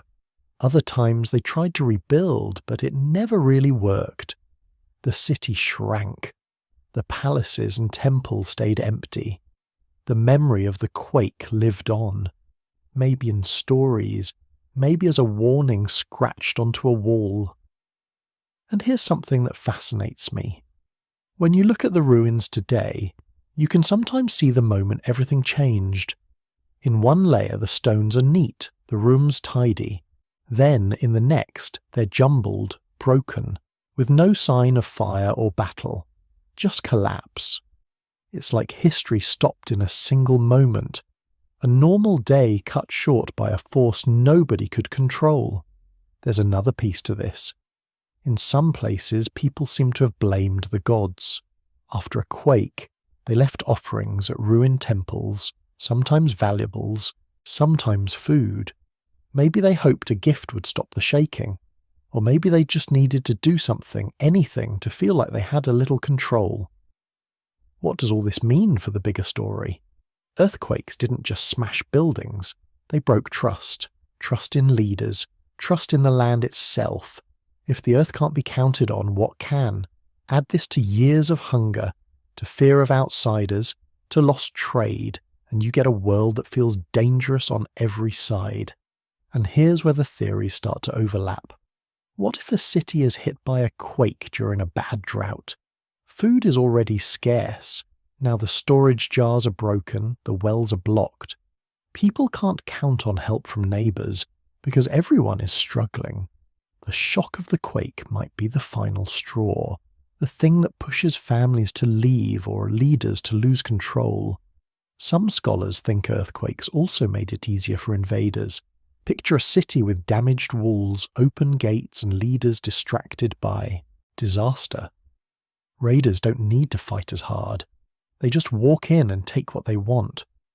Or maybe the survivors leave the city open, hoping someone will help them rebuild. Instead, they get conquered. It's important to say too that some cities recovered. There are places where people rebuilt, where life went on. But the new cities were smaller, poorer, less grand. The memory of the shaking stuck around. Some cultures even built new temples on top of the ruins, maybe to show they could start again. So, what can we learn from all this? Earthquakes are a classic example of how nature can change history in an instant. You can prepare all you want, build the strongest walls, and still lose everything in a heartbeat. That's scary to think about. But it's also a reminder of how people keep going. Even after disaster, some try to rebuild, to start over, to hope again. Looking at the ruins, it's easy to feel far away from these people. But they dealt with the same fears and hopes we have now. They trusted the ground beneath their feet until it betrayed them. They tried to pick up the pieces, to keep families together, to survive. So, was it earthquakes alone that ended the old world? Almost certainly not. But they played a part. They made bad situations worse. They added chaos to a world already under pressure. And in some places, maybe they were the last blow. A force nobody could see coming, but one that changed everything in a single, unforgettable moment. And that brings us to an even bigger question. Maybe it wasn't just earthquakes. Maybe it wasn't just drought. Maybe it wasn't any single cause at all. Maybe it was everything all at once, piling up until the world cracked under the weight. Let's talk about how all these pieces might fit together.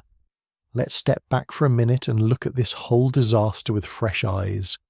We've talked about earthquakes, droughts, invasions, and sudden change. But when you add it all up, something still feels off. None of those things, on their own, can explain why things fell apart so completely, in so many places, almost at the same time. So what if we're looking at this the wrong way? What if the real reason everything collapsed is because the whole system, the way the world worked, just stopped working? This idea is called systems collapse. It's a simple theory, but it changes how you see the past. You probably know the feeling in your own life. One thing goes wrong, you handle it. 2 things go wrong, still okay. 3, maybe 4 things, and suddenly everything you built starts to wobble. Now imagine that, but with entire kingdoms. Here's how it goes. These ancient societies were more connected than you'd think. They traded with each other, relied on each other for food, metal, and even ideas. Egypt sent gold north, Cyprus sent copper south, Greece shipped olive oil and wine east. In return, they got grain, timber, and even new styles of pottery. Worked when things were stable. The system made every kingdom richer, but it also made them dependent. If one part failed, it could set off a domino effect. Picture a row of dominoes on a table. Knock over the first one, and the rest start to fall. That's what happened in the ancient world. A drought in one place meant less grain for everyone. A city destroyed by an earthquake meant one less trading partner. When invaders hit the coast, they cut off shipping lanes. Each problem made the others worse. The system wasn't built to handle so many shocks at once. Let's make it even simpler. Imagine you live in one of these cities. You're a potter, or a farmer, or maybe a merchant. You rely on copper from Cyprus to make bronze. You need grain from the north if your own fields fail. Your family wears linen from Egypt, uses oil pressed in Greece, and eats bread made from wheat brought in by ship. Your world isn't just your city, it's the whole network.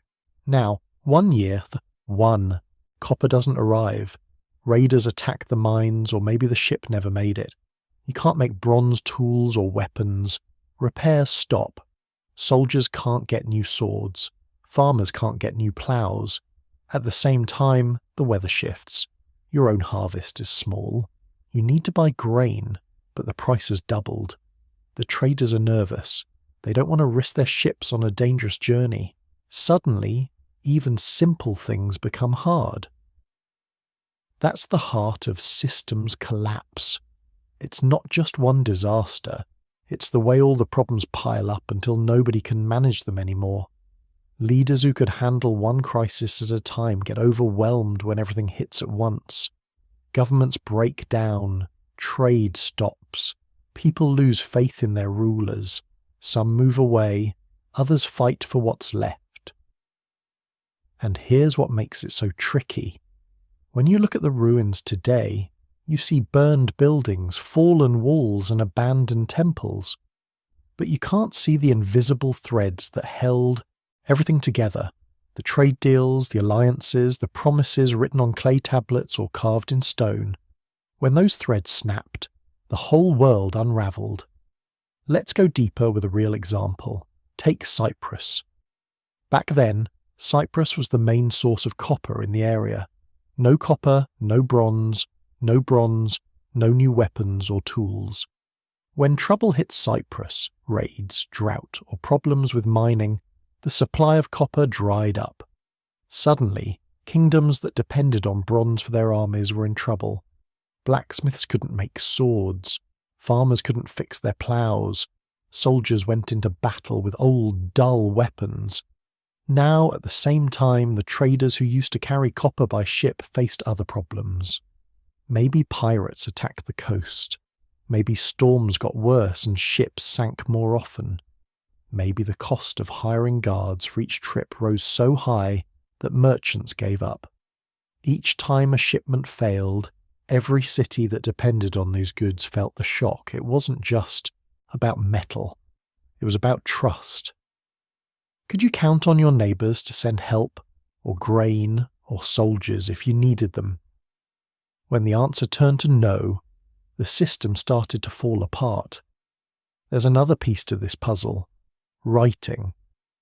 We think of writing as something for record keeping, laws and stories, but in those days it was also how kings made deals, set taxes, sent warnings, and planned wars. In the years before everything collapsed, you see fewer and fewer records, fewer letters between kings, fewer lists of shipments. It's like the world went quiet. Maybe the scribes left. Maybe the kings stopped caring. Maybe there was nothing left to record. Some experts call this a loss of complexity. It's a fancy way of saying things became simpler, but not in a good way. The big cities emptied out. The palaces burned or crumbled. The people who stayed behind built smaller houses, used whatever old stones they could find, and grew just enough food to get by. They stopped making the fancy painted pottery. They stopped carving huge statues. It's not that they forgot how. They just didn't have the time or the resources anymore. Life shrank down to the basics: food, shelter, safety. Think about what this means for the people living through it. Imagine a child growing up in a city filled with tall walls and grand halls. By the time they're an adult, those walls are broken, the palaces are empty, and the city is half deserted. The stories their grandparents told don't match the world they see. The old ways don't work anymore. Maybe they leave, looking for somewhere new to live. Maybe they stay, hoping things will turn around. Either way, the world they knew is gone. It's easy to imagine that collapse is just about violence and destruction. But sometimes, what kills a society is the slow loss of what made it special. The big projects stop. The festivals end. The sense of safety disappears. People start to focus only on survival. That's what systems collapse looks like from the inside. Now let's look at another example: Egypt. Egypt survived the collapse, but just barely. For hundreds of years, Egypt was the most powerful kingdom around. It had food, gold, and armies. But even Egypt depended on the larger system. When its trading partners vanished, Egypt lost supplies of wood, copper, and even horses. Grain shipments stopped. The cost of defending the borders went up. The pharaohs had to spend more money on soldiers and less on temples and art. We have records from Egypt during these years. There are complaints about shortages, letters from officials begging for supplies, priests writing to the pharaoh asking for grain to feed temple workers. In one famous case, workers on a royal tomb went on strike because they hadn't been paid in weeks. The food ran out. The workers sat down and refused to move until someone brought bread. Imagine that. A strike in ancient times because the system had broken down that badly. Here's another detail. In the years after the collapse, Egyptian art and writing changed. The grand style of the old days disappeared. Temples were smaller, simpler. Tombs were left unfinished. Even the way people wrote changed. Shorter messages, less flowery language. It was like the whole culture took a breath and shrank just to survive. So what caused this system's collapse? Was it bad weather? War? Disease? The answer is yes, to all of it.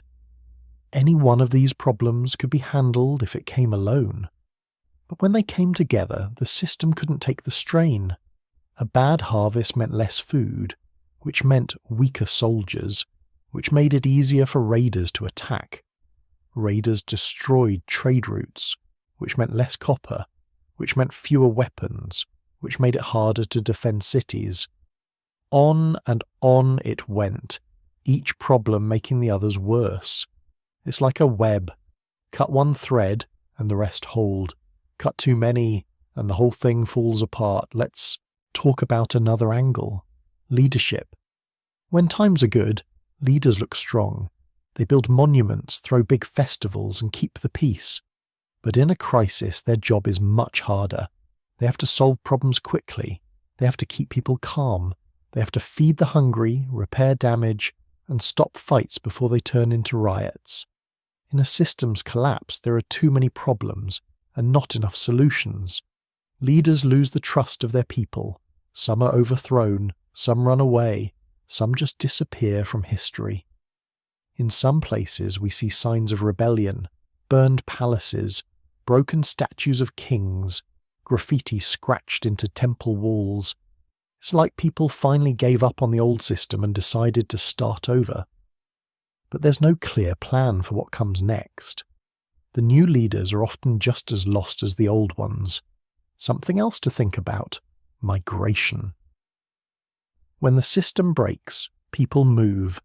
They leave their homes looking for safer ground, better land, or just a chance to survive. In the years when the old world collapsed, there were waves of people on the move. Some were pushed out by drought or hunger. Others ran from war or earthquake. They mixed with new groups, brought their own skills and stories, and sometimes clashed with the people already living there. This mixing changed everything. Old languages faded. New styles of pottery and tools appeared. Some gods were forgotten. Others became more important. You can see this in the ruins, a layer of old, familiar things, and then, suddenly, something new and strange on top, and then there's the loss of memory. When writing disappears, when cities are left empty, it's easy for people to forget what came before. In some places, even the names of old kings and cities vanished. People made up new stories to explain the ruins they saw. Legends grew up about lost heroes, vanished palaces, and gods who turned away. It's tempting to look for a single cause, one big disaster that explains it all. But real history's messier than that. It's 1,000 small cracks, not one big break. The system was strong, but it wasn't flexible. When things went wrong, it couldn't bend. It snapped. What fascinates me about this is how modern it feels. We like to think the past was simple, but these people lived in a world full of connections, deals, and risks. Their lives depended on things they couldn't always see or control. When the system worked, it felt safe and rich. When it failed, there was nowhere to turn. So what can we learn from a collapse like this? Maybe it's that complexity is both a strength and a weakness. A system that connects everyone can make life better, but it can also spread disaster farther and faster. Sometimes being connected means sharing risk as well as reward. You might wonder if anyone saw this coming. It's hard to say. Maybe some did. Maybe there were warnings, letters not answered, shipments that never arrived, rumours of trouble from travelling merchants. But when the system is all you've ever known, it's hard to imagine it ending. There's one more thing. After the collapse, the survivors didn't just sit in the ruins. They built new lives. They learned new ways to farm, to fight, to trade. They made new alliances. Some started using iron instead of bronze because it was easier to find and didn't depend on faraway mines. Slowly, new cities grew up. New cultures formed. The world didn't end. It just changed. That's the lesson, maybe. Collapse isn't always the end. It's a turning point. Something breaks and something new begins. The old world with its palaces and trade routes was gone, but out of the ruins new people rose up. They carried the memory of what was lost and the hope of building something better. If you look at history, you see this pattern again and again. Rise, fall, rebuild. Each time the details are different, but the shape is the same. People adapt, they hold on to what matters, let go of what they can't save and try to make sense of the world around them. So was it war? Was it hunger? Was it nature or bad luck or just the way things had to go? The truth is it was all of those things, mixed together, feeding off each other.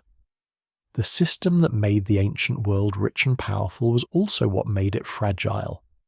And when enough pieces fell out, the whole thing came down. No single theory explains everything. The truth is we still don't fully know. After the old world came crashing down, most people didn't write about it. They didn't leave books or letters to tell us how they survived. What we have are clues.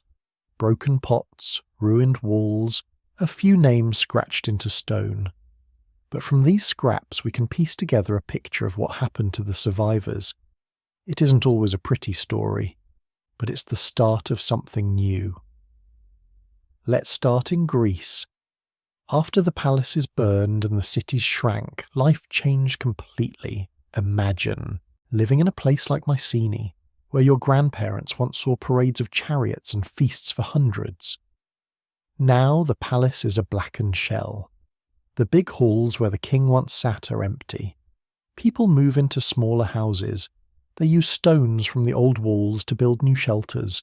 Instead of grand tombs, they bury their dead in simple graves, sometimes just in the dirt outside the ruins. The number of people drops fast. Archaeologists have counted the houses. In some towns, there are only a handful left after the collapse. It's not just that people died, many left. Maybe they searched for better land, or maybe they were driven out by hunger or fear. The countryside fills up with small villages. Life becomes local again. You know your neighbours, and that's about it. The days of kings writing to each other across the sea are over. What about food? Before, farmers grew more than they needed. They could store grain for years, trade for things they didn't have, and feed. Workers building palaces or temples. Now it's different. The fields are smaller. People farm just enough to survive. There's less wheat, more barley and lentils. Crops that grow even when the weather is bad. The pots they use for cooking are plain and sturdy, not painted or fancy.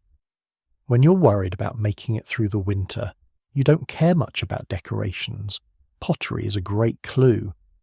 Before the collapse, Greek pottery was known for its shapes and painted scenes. After, the style changes. It gets simpler, rougher, almost rushed. For a while, there's hardly any pottery at all. Some people even stop making their own and just reuse old pieces. Later, a new style appears, called proto-geometric. It's all straight lines and basic shapes. No more images of gods or heroes. You can see the change happen in layers of dirt one on top of the other. Writing disappears for hundreds of years in Greece. The old script called Linear B vanishes. People forget how to read and write. No more records, no more letters, no more lists of goods traded or taxes owed. For the next 400 years, there's nothing written down. This gap is so deep that later Greeks didn't even know who built the ruins around them. They made up myths about giants and lost golden ages to explain what they saw. It's easy to think everything just fell apart, but that's not the whole story. People adapted. They learned to use what was left. Some found new ways to live. There's evidence of iron tools appearing in Greece after the collapse. Iron was harder to work than bronze, but you could find iron ore in more places. You didn't need distant mines or long trade routes. It was a game changer. Slowly, iron tools and weapons spread. They weren't fancy at first, just small knives and simple farming gear. But over time, they got better. This little shift set the stage for the next age. Now, let's look at the eastern Mediterranean coast. Places like Ugarit and Byblos had been rich trading cities. After the destruction, some of them disappeared for good. Others shrank to tiny villages. The ruins show people moving into what was left, living in old storerooms, patching up walls with mud and branches. Sometimes new groups arrived. They settled among the ruins, bringing their own customs and pottery styles. You see this in the layers, old local pots, then suddenly new shapes and decorations, as if someone new had moved in. In the south, the survivors included the people who had become the Philistines. They settled along the coast, building new towns on top of the ruins. Their pottery looked different, more like what you'd find in the Aegean than in Canaan. It's not just pots either. The layout of their houses, the way they cooked, even the food they ate was a mix of local and foreign. They kept pigs, which most of their neighbours didn't. Over time, they blended in, but you can trace the change in the ground. Egypt, as we talked about, didn't fall completely, but it changed. The pharaohs kept power in name, but everything was harder. The great temples weren't finished. The tombs grew smaller and less decorated. There were strikes and shortages. Ordinary people had to make do with less. Even the language changed. Fewer big words, more simple messages. The country became more inward-looking, more focused on survival than on building or conquering. In the north, the Assyrians watched from a distance. Their kingdom didn't collapse, but it went quiet for a while. Some cities shrank, others became fortresses. When things finally settled down, the Assyrians grew strong again. They learned from what happened. They built tougher walls, trained bigger armies, and made sure their supply lines were secure. In a way, the collapse was a warning, one they didn't forget. Let's talk about daily life for the survivors. Imagine being a child born just after the collapse. Your parents remember grand processions and crowded markets. You grow up in a world of ruins. You play in the broken courts of a palace, never knowing what it once was. The adults tell stories about the old days, but you can't picture them. Your world is smaller and quieter. Most people work the land. There are no big construction projects, no new temples or palaces. If you're lucky, you live near a spring or a river. You plant barley, keep a goat or two, maybe trade with a neighbour for cheese or wool. When trouble comes, raiders, bad weather, sickness, there's nowhere to turn for help. You rely on family and friends.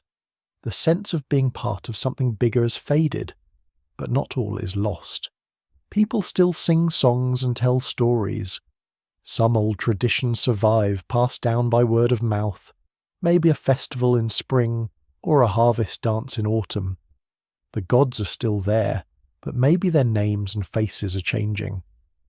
With fewer priests and temples, religion becomes more personal. Small shrines pop up, in homes or fields. People leave offerings of bread or oil, hoping for good luck. There's also evidence of people coming together for safety. Some villages build new walls, not as big as before, but enough to keep out wild animals or thieves. People dig wells or pools to store water in dry years. They learn to hide food or tools in case of trouble. In some places you see new leaders rise, not kings, but strong men or women who can organize defenses or settle arguments. Trade never disappears completely, but it shrinks. Instead of ships crossing the sea, You get small-scale swapping, maybe a pot for a goat, or salt for grain. When someone shows up with metal for sale, it's a big event. Over time, as things settle, trade grows again, but it's nothing like before. Let's look at Cyprus for a moment. The island was once rich from copper. After the collapse, production drops fast. The big towns shrink. People move inland, maybe for safety. The style of pottery changes. There's less of the fine-painted ware, more plain and practical pieces. Eventually new people arrive, traders and settlers from the mainland. They bring different ways of working metal and building houses. Cyprus becomes a crossroads again, but it takes time. Now think about writing. In most places it vanishes, but not everywhere. In the east, the Phoenicians keep writing. They use a new alphabet, simpler than the old scripts. It's easy to learn. This alphabet spreads slowly, carried by traders. It's the ancestor of the Greek and Roman alphabets. Out of the silence of the collapse, something new and lasting is born. Let's zoom out for a second. If you walk the land 100 years after the fall, what would you see? Scattered villages, some built inside old city walls, ruined palaces, half buried by dirt and grass, fields of barley and emmer wheat, a few sheep grazing nearby, smoke from small fires, children playing among broken columns. Life goes on, but it's quieter, slower, less connected to the wide world. Sometimes new groups move in. Migrations didn't stop with the Sea Peoples. Over the next few centuries, waves of people arrive from the north and east. Some are looking for new land to farm. Others are fleeing trouble somewhere else. They bring new languages, tools, and beliefs.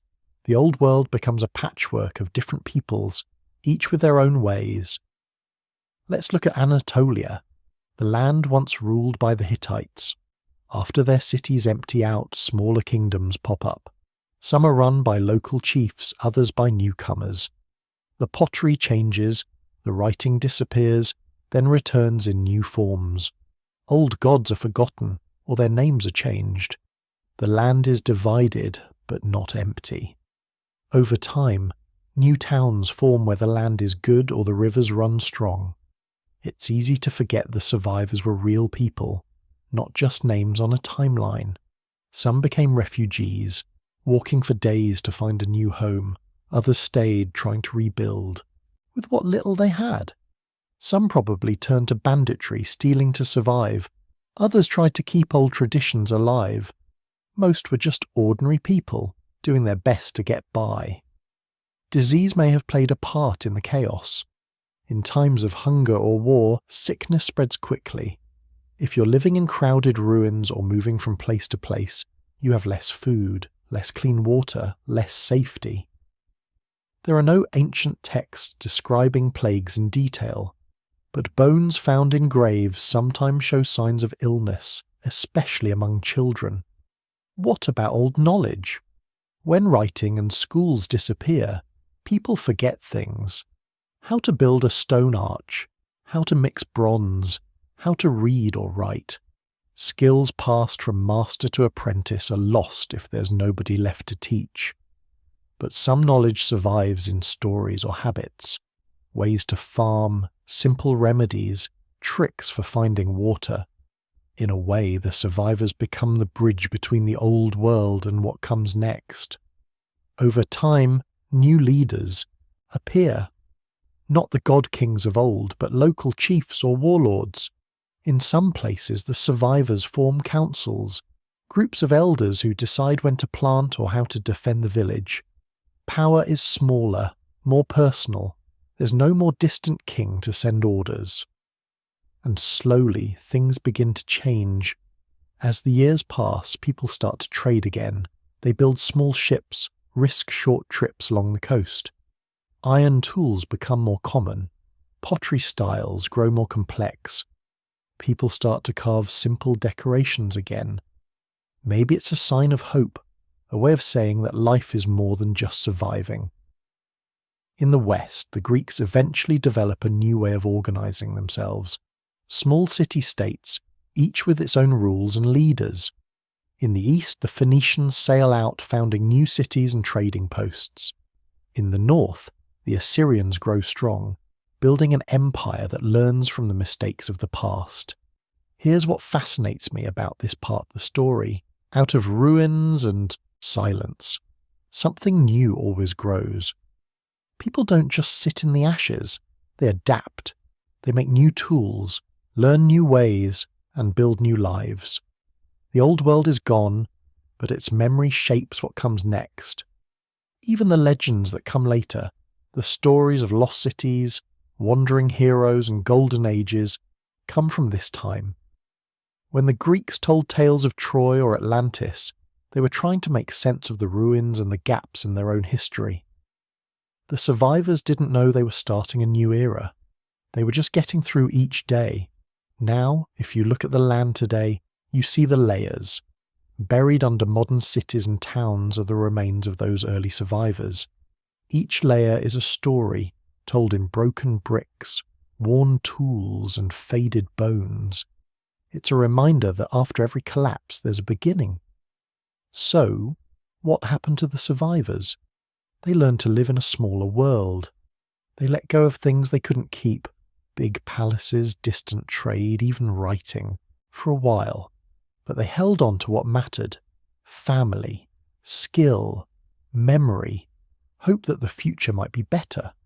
History doesn't move in straight lines.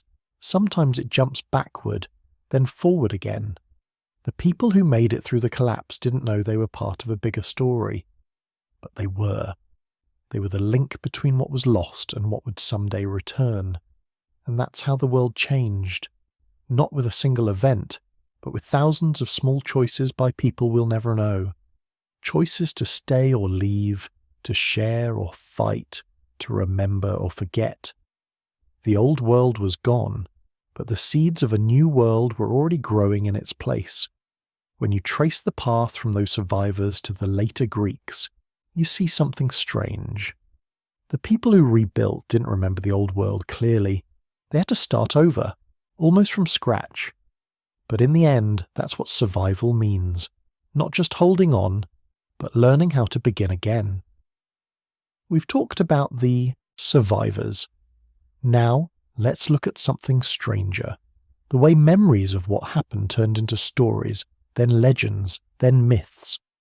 This part is where history starts to blur. People didn't just forget facts. They turned the past into something bigger, weirder, and sometimes more magical than what really happened. Picture a family living in the shadow of broken walls. The grandparents might remember the old days. Kings, palaces, crowded markets. But the children don't. All they see are ruins. To them, those fallen stones could be anything. Maybe they belonged to giants. Maybe gods lived there. Maybe the world before was different in ways nobody can really explain. That's the heart of this mystery. When writing disappears and nobody can read the old records, stories have to fill the gap. People pass down memories, but each time they do, the story changes a little. What started as a real event, a war, a famine, a fire, becomes a tale. Then, as years go by, it turns into a Hearn's legend. Let's take the Greeks. By the time they started writing again, hundreds of years had passed since the fall. They didn't know who built the ruins they saw every day. They made up stories about heroes and monsters, the walls of Mycenae. Later Greeks said they were built by cyclopes, giant beings with a single eye. Why? Because the stones were so huge that no normal person could have moved them. The same thing happened with Troy. For a long time, people thought Troy was just a legend from Homer's poems. The story of the Trojan War, with its wooden horse and angry gods, was told for hundreds of years before anyone found the real city buried under layers of dirt. When archaeologists dug it up in the 1800s, they found proof that a big city really did exist there, and it really was destroyed around the same time as the other collapses. The story wasn't completely made up, but it wasn't all true either. And it's not just Greece. Across the old world you find stories about lost golden ages. In Egypt, later generations told tales of a time when gods walked among men, when the Nile flowed with endless water, and when kings ruled in perfect peace. They looked back at the ruins and imagined a world better than the one they lived in. In the Levant, old tales speak of mighty cities swallowed by the earth. Some say these were punished by the gods, others say they were destroyed for secrets or sins lost to time. Each group had its own version. The truth was gone, but the feeling stayed. The sense that something great had been lost and nobody knew how to get it back. Now, let's look at how myths can start with simple facts. Imagine a drought so bad that whole towns are abandoned. People leave their homes searching for food and water. Years later, the empty villages are overgrown. Someone finds a pot, a broken statue, or a burnt wall. They ask, who lived here? What happened? Nobody really knows, so they guess. Maybe the gods were angry. Maybe a monster came in the night. Maybe there was a war that nobody remembers. These guesses become stories. The stories become traditions. Before you know it, a real disaster becomes a legend about a city cursed by the gods, or a hero defending his people from an enemy nobody can name. And as the years pass, the line between memory and myth disappears. One of the strangest things is how much later cultures tried to explain the ruins around them. In Greece, people saw the great walls and broken columns and built new stories to fit what they saw. They invented heroes, Hercules, Perseus, Theseus, who could do things normal people couldn't. If a wall was too big to build, it must have been made by someone superhuman. This isn't just about making things up. It's about trying to make sense of a world that doesn't match what you see every day. If you live in a small village but walk past the ruins of a giant palace, it's hard to believe your ancestors were just like you. So you imagine they were different, taller, stronger, closer to the gods. It's a way of dealing with the mystery of the past. The story of Atlantis comes from this same place. Plato wrote about a lost city swallowed by the sea, a place of wonders that vanished overnight. He was writing much later, but the idea of a world lost to disaster was already old by then. Maybe he heard rumours, or old tales passed down for centuries. Maybe he just made it up. But the feeling is real, the sense that something big was lost, and we're all living in the shadow of that loss. There's also the Epic of Gilgamesh, one of the oldest stories ever written down. In the tale, a great flood wipes out the world. Only one man and his family survive by building a boat. Sound familiar? This is centuries before the Bible story of Noah. Floods really did happen in Mesopotamia. The land between the rivers flooded often, killing crops and forcing people to move. Over time, the memory of these disasters turned into stories about the end of the world and the rebirth of life. You see this pattern everywhere. Real events, wars, famines, plagues, earthquakes, become the seed for stories that grow bigger with each telling. Sometimes people remember a name or a place. Other times, only the feeling remains, the fear, the hope, the longing for what was lost. Now here's something that always gets me. The farther you get from the actual events, the more fantastic the stories become.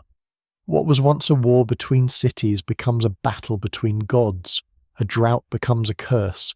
A migration becomes a journey led by a hero who talks to animals or fights monsters. And yet, if you dig deep enough, you can sometimes find the truth hiding under the myth. Scientists have studied the layers of dirt in Greece and Turkey. They found ash from fires, bones from battles, and even pollen that shows when the climate changed. These are the facts buried under the stories, but for the people living after the collapse, facts didn't matter as much as meaning. They wanted to know why things changed. Why did the gods let their cities fall? Why did their ancestors lose everything? Myths gave them answers, even if those answers weren't true in a historical sense. It's not just about explaining the past, though. Myths also help people cope with the present. When you're living in hard times, it's comforting to think that things were once better, or that heroes might return someday. The idea of a lost golden age gives people hope, even if it's just a story. Let's talk about memory on a smaller scale, inside families, villages, and small towns. When official records are gone, people rely on old songs, tales, and habits. Maybe a grandmother remembers a special way to bake bread, a story about a king, or a song sung at harvest. Each time she tells it, the details shift. Over generations, the story changes so much that nobody knows what the original was. Sometimes stories from different places get mixed together. A tale from Egypt finds its way to Greece. A story from Anatolia ends up in a Hebrew family's evening prayers. Trade and migration help mix everything up, so myths spread far beyond their original homes. This is how legends grow. They pick up new details, lose old ones, and blend with other tales. That's why so many cultures have stories about floods, lost cities, wandering heroes, and wise kings. They all start with something real, but they end up as something bigger. There's another side to this, the way myths shape the future. When the Greeks rebuilt their cities, they used the legends as blueprints. They named their streets and temples after heroes from the old stories. Festivals celebrated events that probably never happened, but felt true anyway. Myths helped people know who they were, even when their real history was lost. The same thing happened in other places. In Israel, stories of Moses and Joshua gave people a sense of purpose. In Egypt, tales of Osiris and Isis made sense of death and rebirth. In each case, myths filled the silence left by lost records. Now let's pause and think about what it means to lose memory this way. When writing vanishes, when cities fall, when teachers and storytellers disappear, a culture loses more than facts. It loses part of itself. The old ways of building, farming, healing, and worshipping can vanish in a single generation if nobody remembers to pass them on. But people don't just accept that. They fight back in the only way they can, by telling stories. A story is easier to remember than a list of dates or names. You can sing it, act it out, or share it around a fire. Even if the details change, the feeling survives. There's something almost magical about this. Even after the darkest times, people find ways to keep the past alive. Not always correctly, and not always clearly, but enough to give meaning to their lives. Even now we're still haunted by these old stories. They shape our books, movies, and even our dreams. So what does the evidence actually show? Archaeologists dig up layers of ruins and find objects with no names. Sometimes they find a strange idol, a bronze sword, or a pot with symbols nobody can read. They guess at what these things meant, but they can't be sure. The people who made them are long gone, and their language is lost. But now and then, there's a breakthrough. Someone cracks an old code, like when scholars finally read Linear B. Suddenly, a forgotten world comes back to life. Lists of sheep, jars of oil, names of people long dead. But most scripts from this time are still silent. And even when writing returns, it doesn't always tell the truth. The first stories written down after the collapse are already mixed with legend. The Iliad and the Odyssey are the best examples. They're poems about the past, but they're full of talking gods, magic armour, and impossible feats. They're not history, but they're not pure fantasy either. Somewhere in the middle. The same goes for other cultures.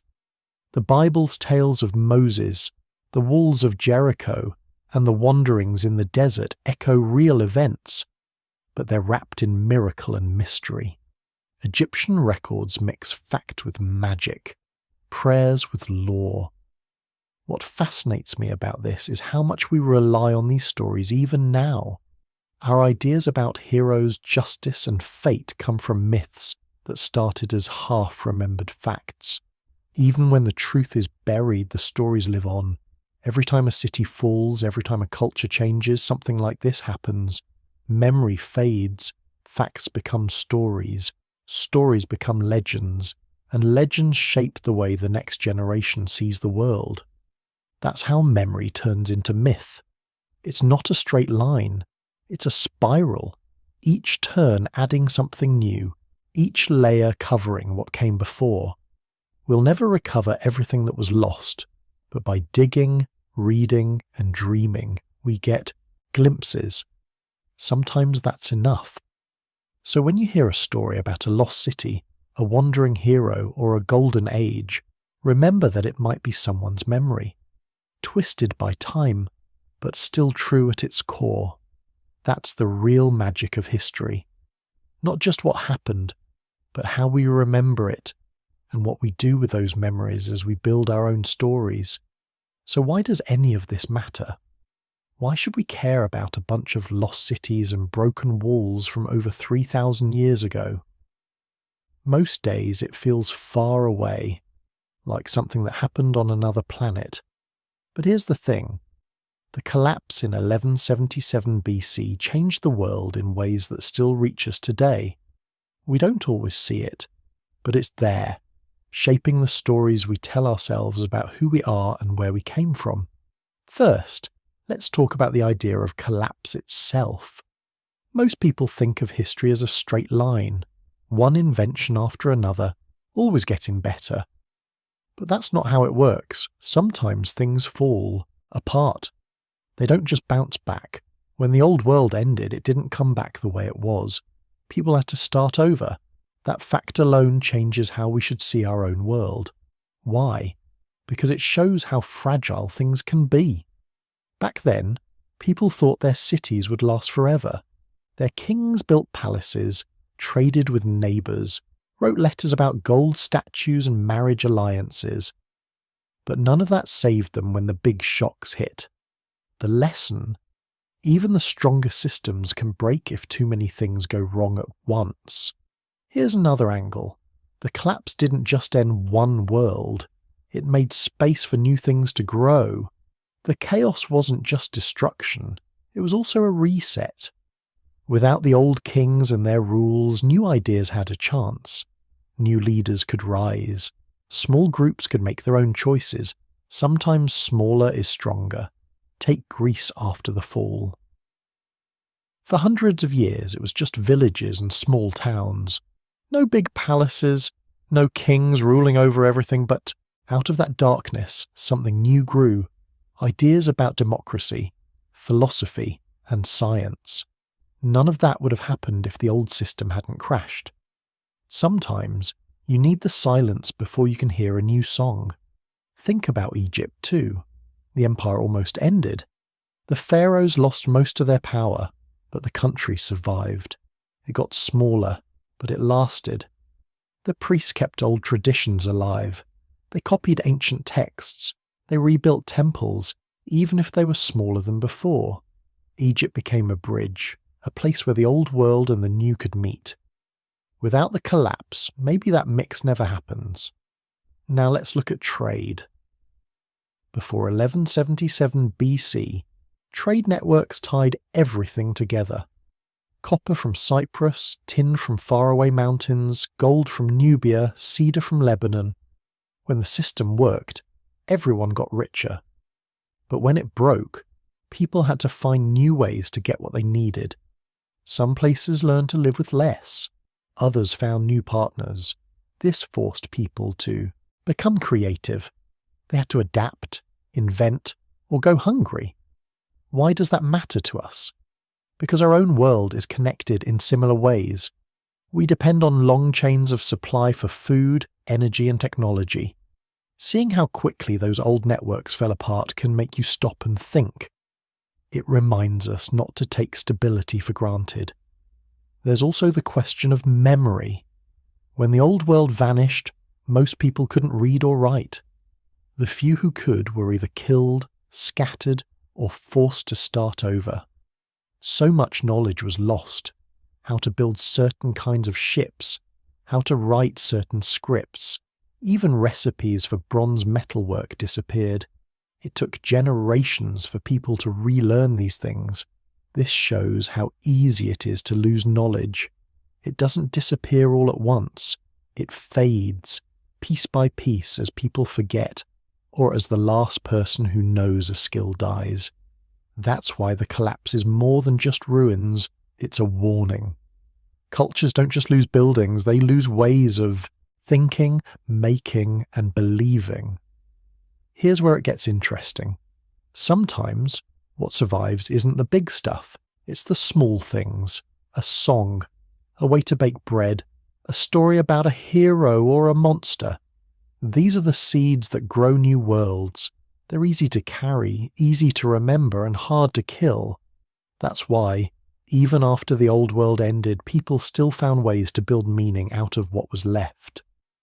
Now, let's talk about fear and hope.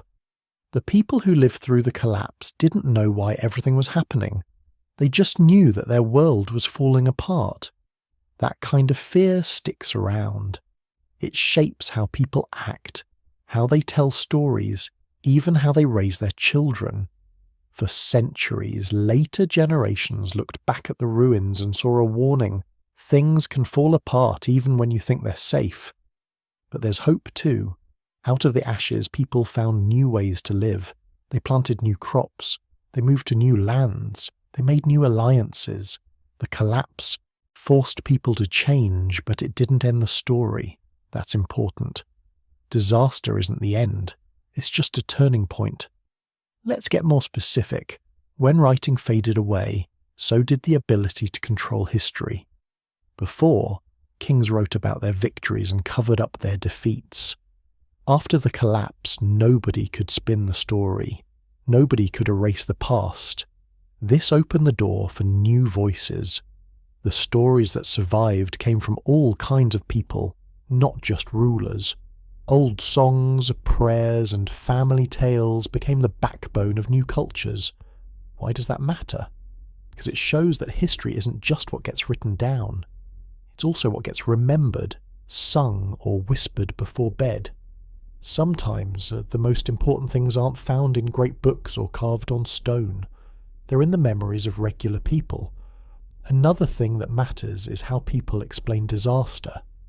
After the collapse, people didn't just shrug and move on.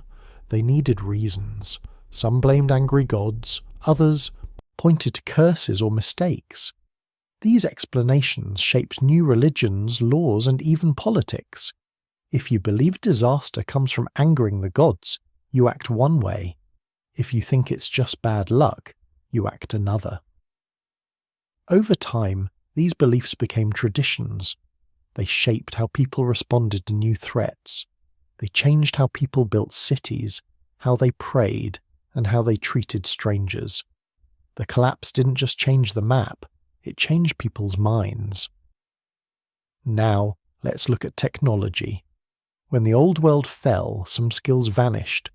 Making bronze required tin and copper from far away. When trade stopped, so did bronze. People had to learn to use iron, which was harder to work but more common. This shift was huge. It took time, but it allowed new societies to rise. Iron tools and weapons made farming and fighting different.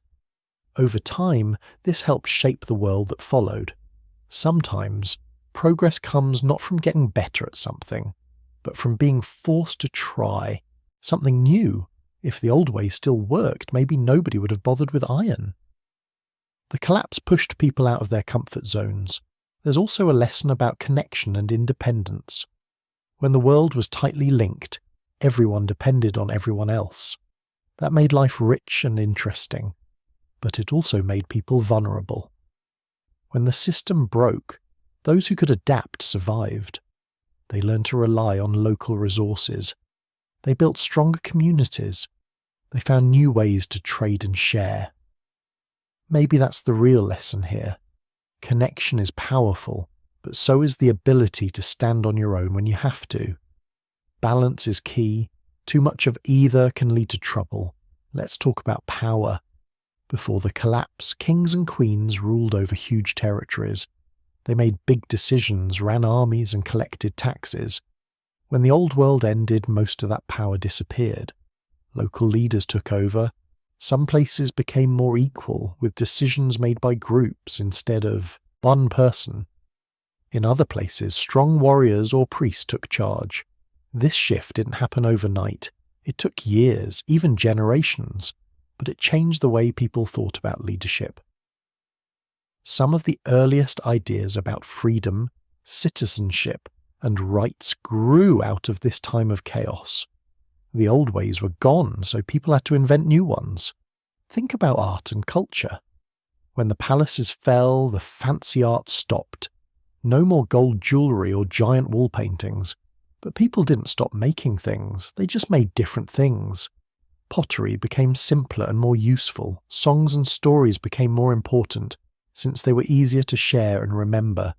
This is the time when many of the oldest myths and legends took shape. Sometimes, less is more. When you're not focused on impressing a king, you can make things that matter to you and your neighbours. Art becomes personal. Stories become tools for survival. There's also a lesson about forgetting. When writing vanished, so did a lot of history. For hundreds of years, nobody could read old texts. Even when writing came back, the new scripts were different. Much of what was known before stayed lost. This reminds us that memory is fragile. If you want something to last, you have to pass it on, again and again. Now let's touch on science. Some of the oldest science was lost during the collapse. Recipes for medicine, knowledge of the stars, even simple farming tricks disappeared. Later generations had to figure things out all over again. Sometimes it took hundreds of years to get back to where people had once been. This shows that progress isn't guaranteed. It's easy to think that once something is invented, it will stay. But that's not true. If the people who know something are gone, the knowledge can vanish too. But here's what really fascinates me. Even after everything fell apart, the urge to wonder, to question, to learn, never went away. People still looked at the sky and tried to understand it. They still asked why the world worked the way it did.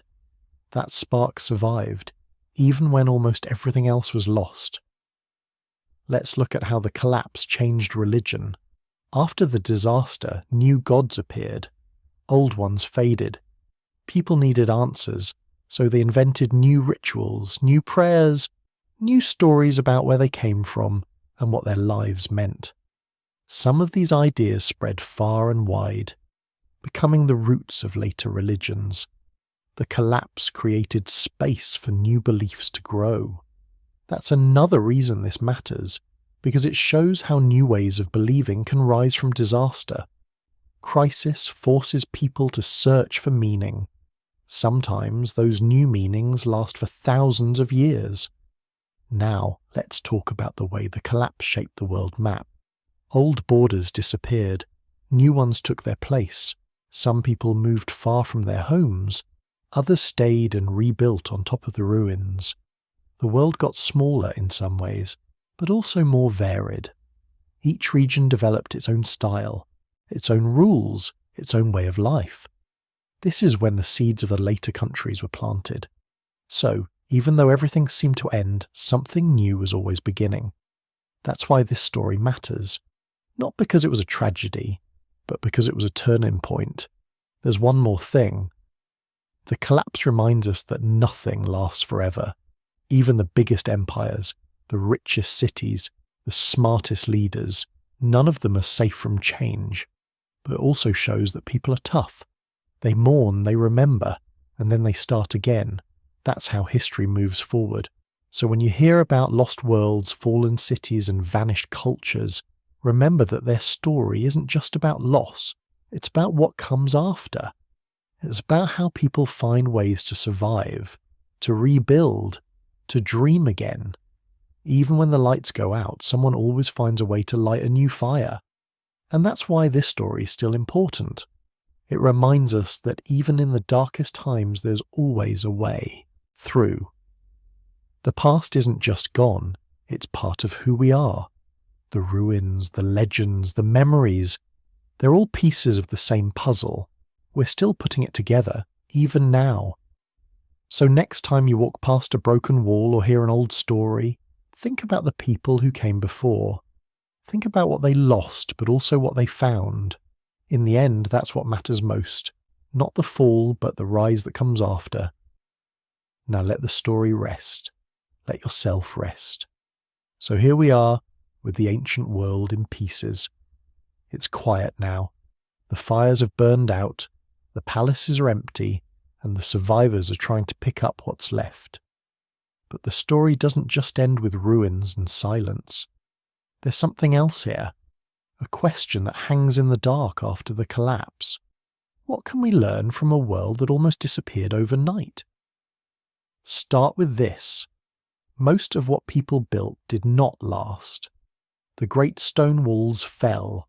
The gold was stolen, melted down, or buried and forgotten. Even the written words pressed into clay or painted on papyrus crumbled or faded away. Almost everything that seemed permanent turned out to be fragile. That's a strange thought, isn't it? It makes you wonder what from our own world would survive if everything stopped tomorrow. But not everything was lost. Some things slipped through the cracks, hidden in small places, waiting for someone to find them again. Clay tablets buried in the dirt, tools left in abandoned fields, odd bits of jewellery tucked away in tombs. These scraps are how we know anything about 1177 BC at all. They let us peek through a keyhole into a vanished world. It's easy to look at the fall and only see darkness. There's another side, though. The end of one thing makes room for something new. The collapse set off a chain of changes that no one planned. People who lost everything had to figure out how to survive. They didn't have a blueprint. They tried things. Some worked, some didn't. The world shrank, then slowly grew again in new directions. Let's think about the people left behind. The kings and generals are gone, but most people were never rulers. They were farmers, potters, shepherds, carpenters. When the big systems fell, everyday life became both harder and simpler. There were fewer choices, but also fewer rules.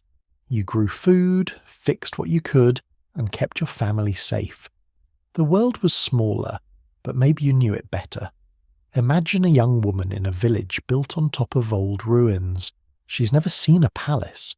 She's heard stories from her grandmother about golden days, but her world is different. Her life is shaped by what's close at hand, the river, the fields, the changing sky. She makes bread the same way her ancestors did, but the songs she sings at night are new. They're about hope, fear, and starting again. Think about the children born after the fall. For them, the past is a rumour. The ruins are just part of the landscape. They grow up, hearing strange tales about giants or gods who shaped the world. They don't know those stories are twisted memories of real events. Their world is fresh, but built from the pieces of something old. Here's something interesting. People are good at filling gaps. When there's no clear answer, we make one up. That's how legends are born. The missing years turn into myths. The stories help people make sense of things they can't explain. Sometimes, those stories hold a kind of truth, not about what happened, but about how it felt to live through the end of an age. Now let's talk about change. After the collapse, the world didn't bounce back. It shifted. People moved to new lands. They learned new tricks, how to work iron, how to build with less. Some ideas faded, but others took their place. The world didn't get better or worse. It just became different. That's what makes this story so powerful. It's not about losing everything. It's about learning to live in a world that won't stop changing. If you look closely, you can see echoes of this long night in other times and places. The fall of Rome, the end of the Mayan cities, even smaller disasters like towns wiped out by flood or fire. Each time, people face the same challenge. How do you start again when so much is gone? The answer is never simple, but it always begins with the small things. A seed saved for planting, a story told by the fire, a tool passed down from parent to child. There's a kind of comfort in that. Even when the big plans fall apart, people find a way. They learn to trust the seasons, to listen to each other, to build again with what they have. The world keeps moving, even if it takes a different shape each time. Let's pause a moment and think about what it would be like to live through that long night. You wake up one morning and everything you thought was safe is gone. The city walls are broken, the roads are empty, the markets are silent, but the sun still rises. The river still flows. People gather, share what food they have, and find new ways to get by.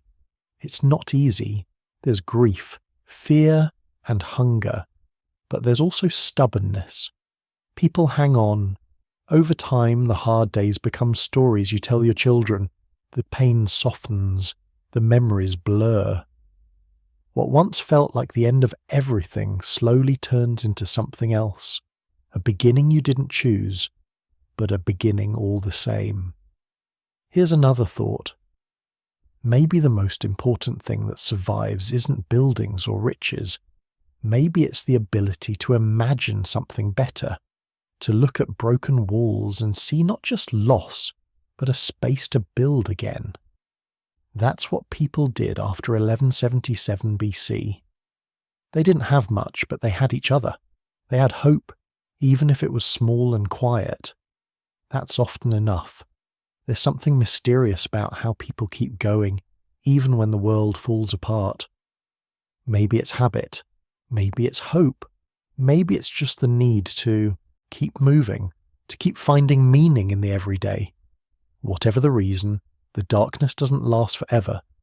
Sooner or later, someone lights a lamp, sings a new song, plants a seed. That's how the world renews itself. Now, let's look forward.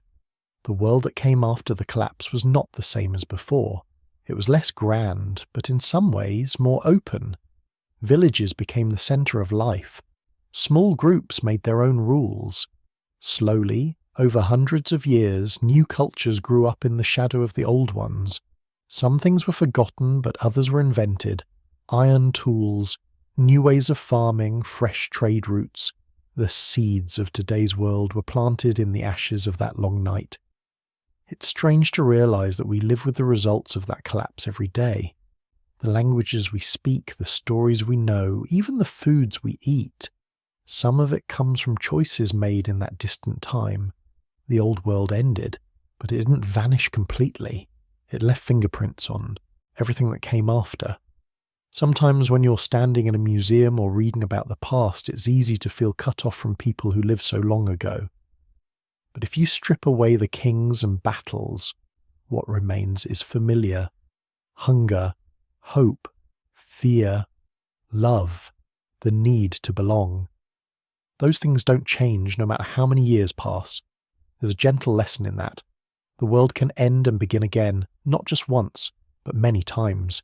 Each time people face the darkness, find their way, and start over. The tools may change, the houses may look different, but the heart of the story stays the same. If you ever feel small or helpless when you think about history, remember this: you're part of the same chain. Your life is one link in a story that stretches back thousands of years. The things you do, what you build, what you share, what you remember, become part of the next world, just like those ancient survivors. Maybe that's what history is for, not just to warn us or teach us, but to remind us that we belong to something bigger, that even in the darkest times we're never truly alone.